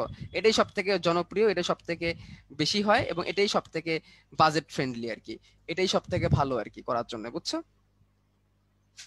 আচ্ছা, তাহলে এটা করতেছি যখন হার্টের মধ্যে, এই যে ধরো ধমনীটা, এই ধরো ধমনী, এই ধমনী, এই ধমনীটা যখন মোটামুটি ব্লক, পুরোপুরি ব্লক না, মোটামুটি যখন 70 থেকে 80% ব্লক বা 90% ব্লক, 70 থেকে 90% যখন ব্লক, তখন আমি এগুলা করে বাঁচতে পারবো, তখন আমি বেলুনও ঢুকাইতে পারবো, তখন আমি লেজার দিয়ে গলাইতেও পারবো, তখন আমি কাটতেও পারবো। ঠিক আছে, কিন্তু যদি কিন্তু যদি ঘটনাটা এরকম না হয়ে, ঘটনা যদি এরকম হয়, ধরো আমি এখানে আবার একটা হার্ট আঁকাই,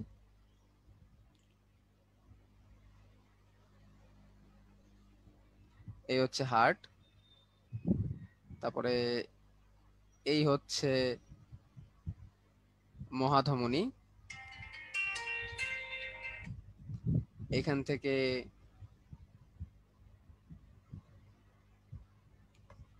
আসতে যাচ্ছে দুইটা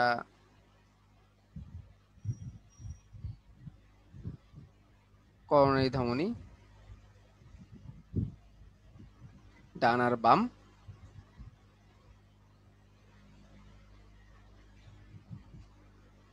গেল। হে, বেশি দাগ দেওয়া হয়ে গেছে।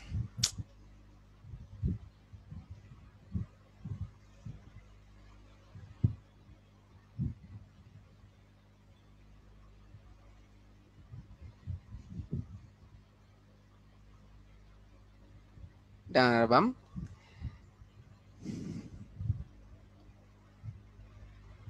যদি এমন হয় যে ব্লকটা ব্লকটা যদি এরকম হয়, একদম পুরাপুরি যদি ভরে ফেলে, মানে ধমনীটা যদি পুরাপুরি ব্লক হয়ে যায়, এখন তুমি কি করবা?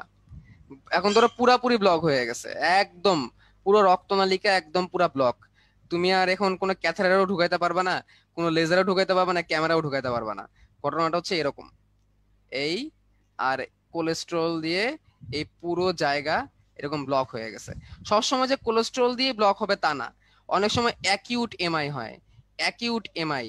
ঠিক আছে, মানে হঠাৎ করে মায়োকার্ডিয়াল ইনফেকশন হয়ে যেতে পারে, রক্ত জমাট বেঁধে যেতে পারে এখানে। ঠিক আছে?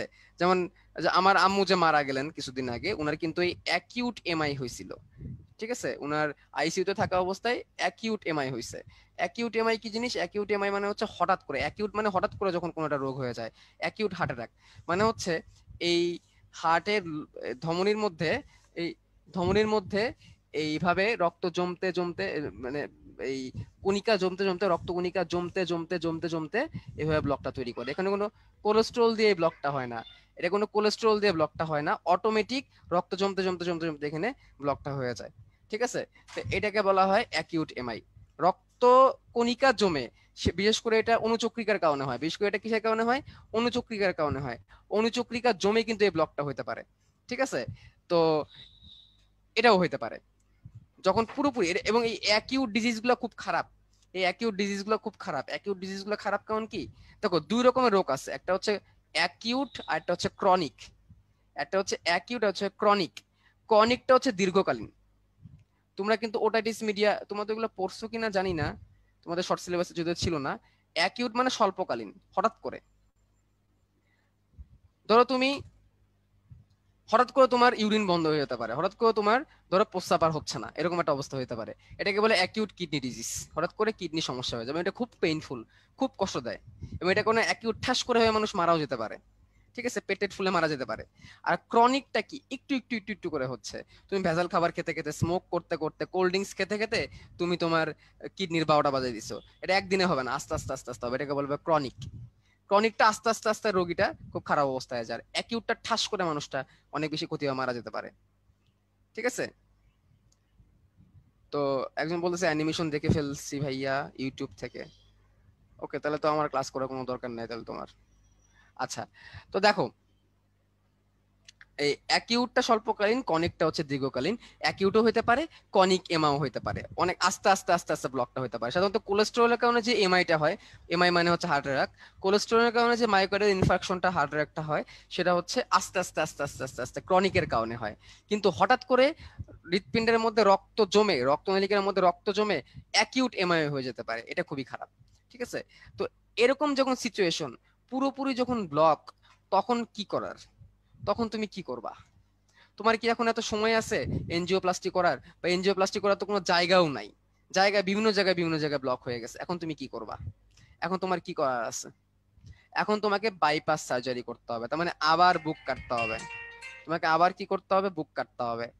আবার বুক কেটে শরীরের অন্য একটা জায়গা থেকে আরেকটা শিরা বা আরেকটা ধমনী আনতে হবে। বুক কেটে শরীরের অন্য একটা জায়গা থেকে আরেকটা শিরা বা আরেকটা কি আনতে হবে? ধমনী আনতে হবে। এনে শরীরের বিভিন্ন জায়গায় অতিরিক্ত থাকতে পারে। ঠিক আছে,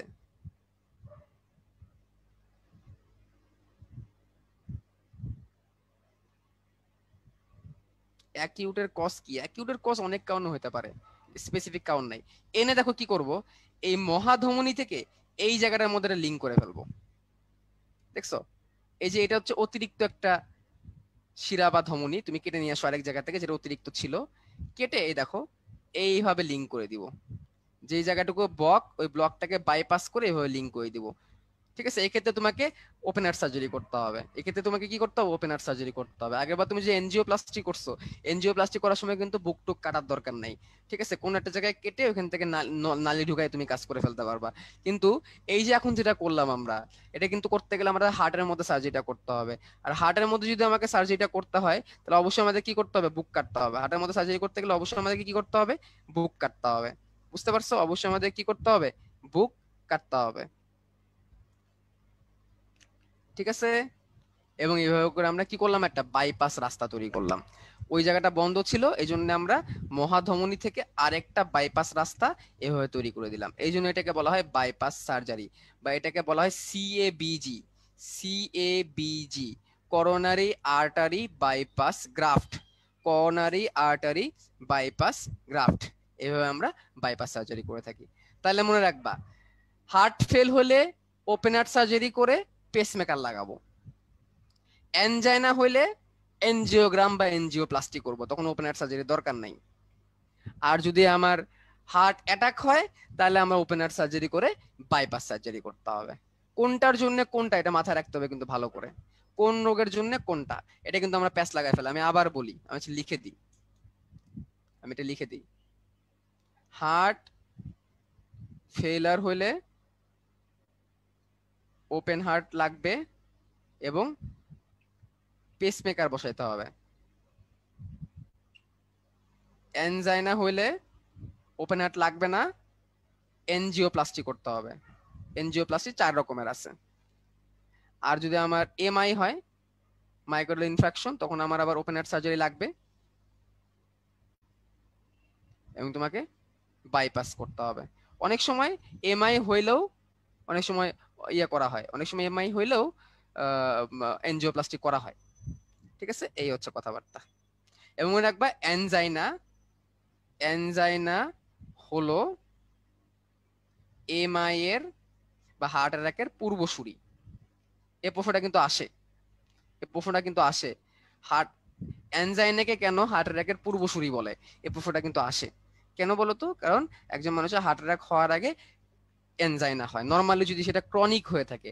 আর অ্যাকিউট যদি হয়, হঠাৎ করে ঠাস করে যদি হয়, তাহলে তো আর এনজাইনা হওয়ার সুযোগ নাই। ঠিক আছে, বুঝতে পারছো? এই হচ্ছে কথাবার্তা। এই ছিল আমাদের এই চ্যাপ্টার, আমাদের এই চ্যাপ্টারের এই ছিল আলোচনা, এবং এইখানে আমাদের এই চ্যাপ্টারের কথাবার্তা শেষ হচ্ছে।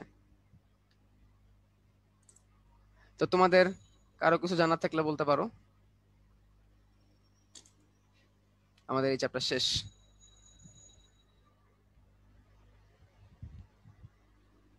আর কোনো প্রশ্ন থাকলে ভাইয়াকে এখন করে ফেলতে পারো। সব ব্রাজিল আর্জেন্টিনার খেলা নিয়ে পড়ে আছে।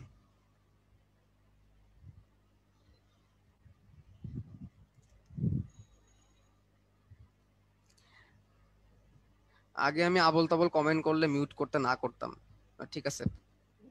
আজকে আসলে মন মেজাজ ভালো না, আজকে আমার নিজেরই মন চাইতেছে কয়েকজনকে মিউট করে দিতে, একেবারে একেবারে 2 সপ্তাহের জন্য মিউট করে দিতে মন চাইতেছে কয়েকজনকে। শোনো, তোমাদেরকে বলি, তোমরা তো, তোমাদের তো এখানে কোর্স তো একদম শেষ সময় আর কি। তোমরা সবসময় কি করবা, একটা টিচার যখন ক্লাস নেয়, তখন সেই টিচার কিরকম মাইন্ডে আছে বা কিরকম মনে আছে, সে সুস্থ আছে নাকি অসুস্থ আছে, এগুলা বুঝা তারপর মজা মজা করা ভালো। যেমন তোমরা অনেক মানে পড়া নিয়ে মজা করতে পারো। আমি গানের কথা বলছি, বলছি যে বুকে চিনচিন ব্যথা, তখন তুমি বুকে চিনচিন করছে, হ্যাঁ গানের কথা বলছো, ইটস ওকে, এইসব মজা করা যায়। কিন্তু এখন তুমি ব্রাজিল আর্জেন্টিনা কেন ঢুকাইলে, এটা আমি আসলে বুঝলাম না। যারা যারা ব্রাজিল আর্জেন্টিনা ঢুকাইছো, এখন আমার মন যাচ্ছে কি তাদের সবাইকে একটা একটা একটা একটা ধরে ধরে 15 দিন, 15 দিন না, 30 দিনের জন্য মিউট করতে মন চাইছে। একদম কমেন্ট টমেন্ট কিচ্ছু করতে পারবে না যারা ব্রাজিল আর্জেন্টিনার কথা নিয়ে আসছে। ব্রাজিল আর্জেন্টিনা খেলার সময় আমি তখন হাসপাতালে ভর্তি, আর ব্রাজিল আর্জেন্টিনা খেলা আমি অত দেখিও না। এটা তো খেলার ক্লাস না, ঠিক আছে? তো তোমরা এগুলা করবা না, বুঝছো? কে কোন পরিস্থিতিতে ক্লাস নিচ্ছে, কার কিরকম আছে, এগুলো একটু খেয়াল রাখতে হবে তোমাদের। তোমরা তো বড় হইছো, তাই না? তোমরা তো আসলে ছোট না। তোমাদের প্রতি কিন্তু আমাদের অনেক এক্সপেকটেশন, হ্যাঁ। তোমরা প্রত্যেকেই ভালো ফ্যামিলিকে বিলংস করো, তোমরা সবাই ভালো স্টুডেন্ট, ইন্টারে পড়ো, সামনে অ্যাডমিশন টেস্ট দিবা। সো তোমাদের প্রতি কিন্তু আমাদের এক্সপেকটেশন অনেক বেশি, আমরা মনে করি তোমরা অনেক বড়, হ্যাঁ। তো সেটা আমাদের মাথায় রাখতে হবে। একজন প্রশ্ন করছে, ভাইয়া আর্টেরিওস্ক্লেরোসিস কি? আর্টেরিওস্ক্লেরোসিস মানে হচ্ছে ওই যে ব্লক জমে, কোলেস্টেরল জমে ধমনী ব্লক হয়ে যাওয়া, এটাকে বলা হয় আর্টেরিওস্ক্লেরোসিস, এটাকে বলা হয় আর্টেরিওস্ক্লেরোসিস।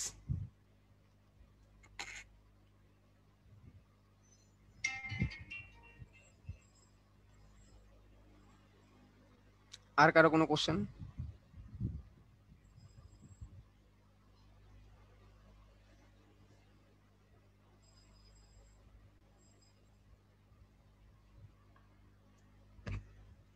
ভাই ভাইয়া এখন দেখছি একজনের, সবার জ্বর, এর থেকে রক্ষা কেমনে পাবো, ইমিউনিটি বাড়াবো কিভাবে? বেশি বেশি করে ভিটামিন সি জাতীয় খাবার খাও, পেয়ারা খাও, আনারস খাও। বেশি বেশি করে ভিটামিন সি এবং প্রোটিন জাতীয় খাবার বেশি বেশি খাও। মনে রাখবা, ইমিউনোগ্লোবুলিন বা অ্যান্টিবডি, অ্যান্টিবডি থাকলে শরীরের রোগ প্রতিরোধ ক্ষমতা ভালো থাকে। অ্যান্টিবডিকে বলা হয় ইমিউনোগ্লোবিউলিন, এটা হচ্ছে এক ধরনের প্রোটিন। এবং ভিটামিন সি শরীরে থাকলে ইমিউনোগ্লোবুলিনটা তৈরি হওয়া তাড়াতাড়ি হয়। তার মানে তুমি যদি তোমার প্রতিরক্ষা ব্যবস্থা, শরীরের রোগ প্রতিরোধ ক্ষমতা ভালো করতে চাও, তাহলে তোমাকে বেশি বেশি করে প্রোটিন জাতীয় এবং ভিটামিন সি জাতীয় খাবার খেতে হবে। বিশেষ করে ভিটামিন সিটা বেশি খাওয়া দরকার, হ্যাঁ। দেশি ফলে অনেক বেশি ভিটামিন সি থাকে। আচ্ছা, বিনিতা কি জানি বলতেছিলা ভাইয়া? ভাইয়া একজন যে প্রশ্ন করেছিল যে অ্যাকিউটের কজটা কি? অ্যাকিউটের স্পেসিফিক তেমন কোনো কজ নাই। আম, যেমন ধরো তোমার শরীরে যদি হঠাৎ করে যদি ইলেকট্রোলাইটের ইমব্যালেন্স হয়ে যায়, মানে কি খনিজ লবণের ভারসাম্য নষ্ট হয়ে যায়, তখন তোমার অ্যাকিউট হয়ে যেতে পারে। অ্যাকিউট অনেক সময় এরকম কারণে হতে পারে, ধরো অতিরিক্ত ব্লিডিং হচ্ছে তোমার শরীর থেকে। ব্লিডিংটা কি কারণে হতে পারে? ধরো আল্লাহ না করে রোড অ্যাক্সিডেন্ট হয়েছে, রোড অ্যাক্সিডেন্টে ধরো তোমার অনেক বেশি ব্লিডিং হচ্ছে। অনেক বেশি যখন ব্লিডিং হতে থাকে তখন কিন্তু অ্যাকিউট ভাবে রক্তের অভাবের কারণে হার্ট ফেল হয়ে যায়, অ্যাকিউট ভাবে কিডনি ড্যামেজ হয়ে যায়। কারণ কিডনির কাজ হচ্ছে রক্ত পরিষ্কার করা, যখন সে পর্যাপ্ত পরিমাণে রক্ত পাবেই না রক্ত ক্ষরণের কারণে, তখন সে অ্যাকিউট ভাবে ডিফেক্ট হয়ে যাবে। অ্যাকিউট ভাবে হার্টও ডিফেক্ট হয়ে যাবে, অ্যাকিউট ভাবে লাংসও ডিফেক্ট হয়ে যাবে। বুঝতে পেরেছো? তো এগুলো হচ্ছে অ্যাকিউট বলা হয়। অ্যাকিউটের অনেক কারণ আছে, হঠাৎ করে কোনো একটা প্রবলেমের কারণে অ্যাকিউট হয়ে যেতে পারে। ঠিক আছে? বা ইসিজি কিভাবে বুঝবো? ইসিজি বুঝতে গেলে আরেকটু বড় হওয়া লাগবে। হ্যাঁ, আরেকটু বড় হওয়া লাগবে ইসিজি বোঝার জন্য। নর্মালি ইসিজি বোঝার জন্য যে ইসিজি গ্রাফটা আছে, এই গ্রাফের মধ্যে যে ঘরগুলো আছে এই ঘরগুলো তুমি গুনতে পারবা। যখন বিট হয় তখন এরকম করে একটা করে এরকম আপ ডাউন হয়। ঠিক আছে? তো একটা আপ ডাউন থেকে আরেকটা আপ ডাউন পর্যন্ত মাঝখানে কয়টা ঘর আছে, কয়টা গ্রাফ আছে, এটা গুনে তুমি দেখতে পারো সবগুলো সমান কিনা। যেমন ধরো 5 গ্রাফ পর পর বা 5 ঘর পর পর যদি বিটটা হয়, তাহলে বুঝতে হবে যে নর্মাল। কিন্তু এরকম যদি হয় যে একটা বিট হলো এরপরে 5টা ঘর, এবার আরেকটা বিট হলো তখন 8টা ঘর, আবার একটা বিট হলো তখন 5টা ঘর, আবার একটা বিট হলো তখন 10টা ঘর, তার মানে কি ইরেগুলার হার্টবিট। তার মানে কি হার্টবিটের মধ্যে সমস্যা আছে, তখন এটাকে অ্যারিথমিয়া প্রবলেম বলা যেতে পারে। আর কয়টা বিট হচ্ছে এটা তো এমনি লেখাই থাকে। হ্যাঁ, এভাবে না বুঝতে পারি আর কি।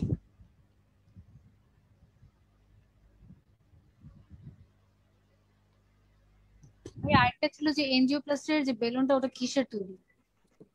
বুঝি নাই কি। এনজিওপ্লাস্টির বেলুনটা কিসের তৈরি? এনজিওপ্লাস্টিক বেলুন এটা নর্মাল হচ্ছে পলিমার দিয়ে তৈরি টিউব, নর্মাল পলিমার। স্পেসিফাল মানে নর্মাল বলতে পলিমার, বাট এটা হচ্ছে একটু মানে বিশেষভাবে বানানো আর কি।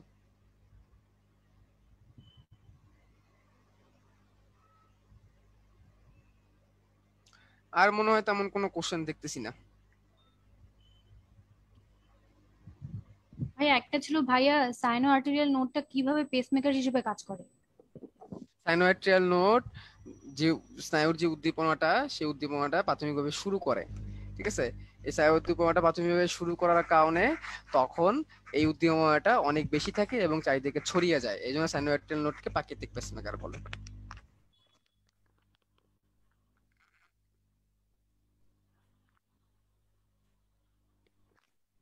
আর ভাইয়া এনজিওপ্লাস্টির বেলুনটা চুপসে কেন যায়? চুপসে যায় না, ওটা ফুলানো হয়, ফুলায় পরে চুপসায় বের করে নিয়ে চলে আসে। আর একটা ছিল গ্র্যানুলোসাইটের আয়ুষ্কাল 4 থেকে 8 ঘন্টা, তাহলে এর প্রকারভেদ নিউট্রোফিল এর আয়ুষ্কাল 2 থেকে 5 দিন। ওইগুলো আর আয়ুষ্কাল এখানে বেসোফিল? উল্টাপাল্টা করে দেওয়া, এগুলো আয়ুষ্কাল এখান থেকে আমি আগে পড়তে না করছি ওদেরকে, ওখান থেকে পড়ো না। আমি যেটা ক্লাসে বলছিলাম ওইটা ফলো করো, ওই একদম দ্বিতীয় ভিডিওটা দেখো, তাহলে ক্লিয়ার হয়ে যাবে। প্রথম এবং দ্বিতীয় ভিডিও, বইয়ের মধ্যে আয়ুষ্কাল এগুলো উল্টাপাল্টা করে, এক এক বছর এক একটা লেখে। ভাইয়া করোনা বাইপাসে অতিরিক্ত শিরা কোথা থেকে কাটা হয়? যে কোনো জায়গা অতিরিক্ত শিরা যেখানে থাকে, অনেক জায়গায় শিরা অনেক বেশি পেঁচায় পেঁচায় থাকে, ওগুলোকে লম্বা করে কেটে নেওয়া হয়। সেটা তোমার তলপেট থেকে কাটা যেতে পারে, ফিমোরাল মানে পা থেকে কাটা যেতে পারে, উরু থেকে কাটা যেতে পারে।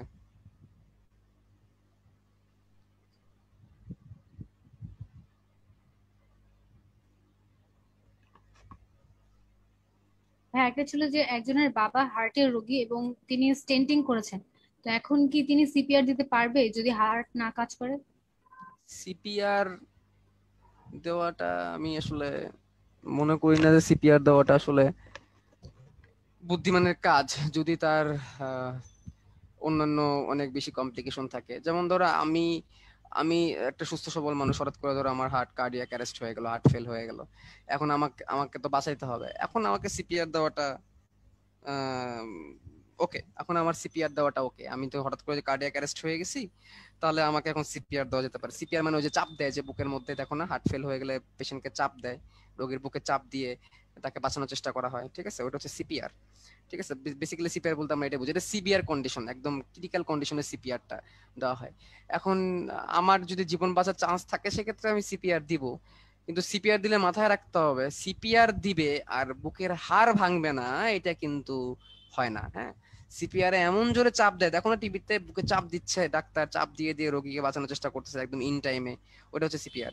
তো সিপিআর দিলে রোগীর বুকের হাড় ভাঙবে, এটাই স্বাভাবিক। যেমন আমার আম্মু যখন হাসপাতালে আইসিইউতে যখন ভর্তি হওয়ার পরে প্রথমে প্রাইমারি একটা হার্ট অ্যাটাক হয়েছে, প্রথমেই হার্ট অ্যাটাক হয়ে ভর্তি হইলো। তো তখন ডাক্তাররা বলছিল আমরা আমাদের ম্যাক্সিমাম চেষ্টা করব, সর্বোচ্চ চেষ্টা করব শেষ পর্যন্ত, কিন্তু সিপিআরটা দিব কিনা এটা একটু আমাকে জিজ্ঞেস করে নিছে যে তোমার আম্মুকে সিপিআর দিব কিনা, এবং আমরাও চাচ্ছি না সিপিআর দিতে। ডাক্তার নিজের শেষ হচ্ছে এরকম, কারণ যেহেতু আম্মুর হচ্ছে বোনসে ক্যান্সার ছিল, হাড়ের মধ্যে ক্যান্সার ছড়ায় গেছে, হাড়গুলো অনেক বেশি ফ্র্যাজাইল। তো সিপিআর দিলে হাড় একদম ভেঙে একদম মানে লাংসেরও ক্ষতি হতে পারে, ঠিক আছে। সো সেক্ষেত্রে বলেছিল সিপিআরটা না দিই, কারণ যেহেতু ওনার অনেকগুলো অঙ্গ ডিফেক্ট হয়ে আছে, অনেকগুলো অঙ্গে ক্যান্সার ছড়ায় আছে। তো সিপিআর দিলেও যে ওনাকে বাঁচানো যাবে কিনা সেটা শিওর না, কারণ যেহেতু কার্ডিয়াক অ্যারেস্ট, অলরেডি একবার হার্ট অ্যাটাক হয়ে গেছে, আবার যদি কার্ডিয়াক অ্যারেস্ট হয়, সিপিআর দিলে যে উনি আসলে বাঁচবে কিনা তার কোনো শিওর না। বরঞ্চ আরো শেষ সময়ে কষ্ট বেশি পাবে, বুকের হাড় ভেঙে অনেক সময় হাড় ভেঙে লাংসের ভিতর ঢুকে যায়, এরকম হয় অনেক সময়। ওই জন্য সিপিআর দেওয়াটা আসলে পুরোপুরি ডাক্তারের উপর ছেড়ে দেওয়া উচিত। ডাক্তার যদি মনে করে যে সিপিআর দিলে পেশেন্টকে বাঁচানো সম্ভব, তখন সিপিআর দিবে। আর যদি ডাক্তার মনে করে যে সিপিআর দিলে পেশেন্টকে বাঁচানো হয়তো বা যাবে না, শুধু শুধু পেশেন্টের কষ্ট বাড়বে, সেক্ষেত্রে সিপিআরটা আমি মনে করি, আমি নিজেও বলছিলাম ঠিক আছে সিপিআর এর কষ্ট দেওয়ার দরকার নাই, তাছাড়া যতটুকু সম্ভব আম্মুকে বাঁচানোর জন্য যতটুকু যা করা পসিবল তা আপনারা করেন। তো সিপিআর দেওয়া লাগে নাই। দ্বিতীয়বার 28 তারিখে আবার একটা হার্ট অ্যাটাক হয়ে 29 তারিখে মারা গেছে, সিপিআর আর দেওয়া প্রয়োজন পড়ে নাই। ভাইয়া করোনা বাইপাসে অতিরিক্ত শিরা সেটা কোথা থেকে কাটা হয়? ওই যে বললাম, একটু আগে বলছিলাম, ওটা পা থেকে আর তলপেট থেকে, পা থেকে বেশি কাটা হয়। আর ভাইয়া ল্যাকটিয়াল বলতে কি বোঝায়? হুম। ল্যাকটিয়াল ল্যাকটিয়াল, ল্যাকটিয়াল নালী, লসিকা নালী। ভাইয়া একজন একজন পোর্টাল সংবহন সম্পর্কে জানতে চাচ্ছি, এটা আগের পোর্টাল ক্লাস। সংবহন, হ্যাঁ আগের ক্লাসে তো বলছিলাম পোর্টাল, তোমরা একটু আগের ক্লাসের ভিডিওগুলো দেখো না ভাইয়া, পেয়ে যাবা। হ্যাঁ, যখন সবগুলি শরীরের দেখি। বিভিন্ন জায়গা থেকে রক্ত ডাইরেক্টলি হার্টে, যে কার্বন ডাইঅক্সাইড যুক্ত রক্ত ডাইরেক্টলি হার্টে না যেয়ে যদি অন্য কোনো একটা অঙ্গ হয়ে তারপর হার্টে যায়, তো সেই অঙ্গটাকে বলে পোর্ট, আর ওই শিরাটাকে বলে পোর্টাল শিরা। যেমন খাবার টাবার নিয়ে ক্ষুদ্রান্ত থেকে রক্ত ডাইরেক্টলি হার্টে না যেয়ে আগে লিভারে যায়, লিভার থেকে পরে হার্টে যায়, এই যে এই শিরাগুলোকে বলা হয় হেপাটিক পোর্টাল শিরা। হেপাটিক মানে লিভার, হ্যাঁ।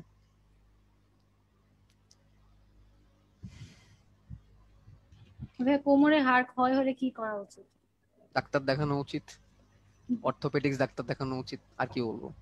আর ক্যালসিয়াম খাইতে, ক্যালসিয়াম খাওয়ার আগেও অর্থোপেডিক্স ডাক্তার দেখানো উচিত। ধরো তোমার কোমরে হাড় ক্ষয় হয়ে মানে অনেক বেশি ইয়ে হয়ে গেছে, হাড় অনেক বেশি ক্ষয় হয়ে গেছে, হাড় অনেক বেশি ক্ষয় হয়ে সেই ক্যালসিয়াম গুলো, হাড় তো ক্যালসিয়াম দিয়ে তৈরি, মানে আমার আম্মুর ক্ষেত্রে যেটা হয়েছিল, আমার আম্মুর তো আসলে কোমায় চলে যাওয়ার পিছনে বেশ কিছু কারণ ছিল, ঠিক আছে। তার মধ্যে আম্মুর হাড়ে মানে ব্যথা ছিল, হাড়ে ক্যান্সার ছড়াই গেছে, আগেই তো বললাম। যার কারণে ওনার হাড় ক্ষয় হয়ে ক্যালসিয়াম লেভেল অনেক বেশি বেড়ে গেছিল। মানে হাড় যখন ক্ষয় হয়ে যায়, তো সেই ক্ষয় হওয়া হাড়গুলার যে ক্যালসিয়াম গুলো রক্তের মধ্যে মিশে যায়, সেই ক্ষয় হওয়া হাড় রক্তের মধ্যে মিশে তো রক্তের ক্যালসিয়াম লেভেলকে বাড়ায় দেয়। আর রক্তের ক্যালসিয়াম লেভেল যদি লিমিট থেকে বেড়ে যায়, তোমাদেরকে পড়াইছিলাম না রক্তের মধ্যে খনিজ লবণ থাকে, অজৈব পদার্থ 0.9%, হ্যাঁ। ওই 0.9% যে অজৈব পদার্থগুলো আছে এগুলো হচ্ছে ইলেকট্রোলাইট বা খনিজ লবণ। এগুলো যদি কোনো কারণে উল্টাপাল্টা হয়ে যায় তাহলে মানুষ মারা যেতে পারে, বুঝছো। তা নর্মালি ক্যালসিয়াম লেভেল থেকে 6 থেকে 7-এ, তো আম্মুর ক্যালসিয়াম লেভেল বেড়ে 12-তে চলে গেছিল। এখন তার মধ্যে সে যদি আরো ক্যালসিয়াম ট্যাবলেট খায়, তাহলে তো বুঝতেই পারতেছো যে ক্যালসিয়াম কত বেশি বেড়ে যাবে রক্তের মধ্যে। কারণ ক্যালসিয়াম ট্যাবলেট খেলে সেই ক্যালসিয়াম হাড়েও যায়, আবার রক্তেও যায়, দুটার মধ্যেই চলে যায়। তো তখন পেশেন্ট মারা যেতে পারে, পেশেন্ট কোমায় চলে যেতে পারে। এটা অন্যতম একটা কারণ কি ছিল আম্মুর হার্ট অ্যাটাক হওয়ার। এই যে দেখো, হার্ট অ্যাটাক হওয়ার জন্য অনেক কারণ লাগে না, অ্যাকিউট হওয়ার জন্য ছোটটা কারণ যথেষ্ট, যে ক্যালসিয়াম লেভেল হাই হয়ে যাওয়া, ঠিক আছে। এই কারণে অ্যাকিউট এমআই হয়ে যেতে পারে, ঠিক আছে। তো অ্যাকিউট এমআই হয়ে গেছিল। সো তোমার যদি হার্ট ক্ষয়ের সমস্যা থাকে বা তোমার ফ্যামিলি যদি কারো সমস্যা থাকে এবং সেটা সিভিয়ার লেভেলে যদি চলে যায়, তাহলে বাবা আগে ডাক্তারের কাছে যাও, অর্থোপেডিক্স ডাক্তারের কাছে যাও। অর্থোপেডিক সার্জন, অর্থোপেডিক মানে হাড়ের বিশেষজ্ঞ, ঠিক আছে। যার কারো যদি হাড়ের সমস্যা থাকে, হাড় ক্ষয়ের সমস্যা থাকে, তোমরা অর্থোপেডিক সার্জনের কাছে যাও, হ্যাঁ। আন্দাজে ডাক্তারি করো না। আর একটা জিনিস আমি একটু বলে রাখি, কখনো কোনো মেডিকেলের ভাইয়া পাইলে বা মেডিকেলের ডাক্তার কোনো ভাইয়া পাইলে তার কাছে দয়া করে প্রেসক্রিপশন নিও না, বুঝছো? এতে করে ভাইয়ারাও বিরক্ত হয়। এবং মনে রাখবা, তুমি একজন ডাক্তারের কাছে হয়তো বা তুমি সাজেশন চাচ্ছ, তুমি একজন ডাক্তারের কাছে ধরো তুমি ডায়াবেটিস নিয়ে সাজেশন চাচ্ছ, তিনি হয়তো বা ডায়াবেটিসের ডাক্তার না, তিনি হয়তো বা হার্টের ডাক্তার, সে তোমাকে কিন্তু প্রপারলি সাজেশনটা দিতে পারবে না। এবং সেই সময় কিন্তু ডাক্তার নিজেও কিন্তু বিব্রত করে একটা পরিস্থিতিতে পড়ে যাবে। তো এগুলো আমরা করবো না, ঠিক আছে? যে একটা ভাইয়া পাইলাম, তিনি মেডিকেলে পড়ে বা তিনি ধরো ডাক্তার, তার কাছে আমরা সাজেশন নেওয়া শুরু করলাম, এটা করা উচিত না। বরঞ্চ এটা করতে পারো যে ভাইয়া আমার এই সমস্যা আছে, আমি কোন ডাক্তার দেখাইতে পারি, তুমি এটা জিজ্ঞেস করতে পারো, তখন আমরা বলে দিতে পারি যে তোমরা এই বিশেষজ্ঞ দেখাও। ঠিক আছে, এটা তোমরা করতে পারো।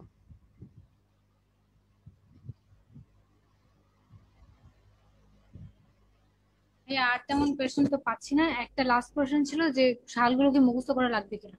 না, এই চ্যাপ্টারের তেমন কোনো সাল লাগবে না।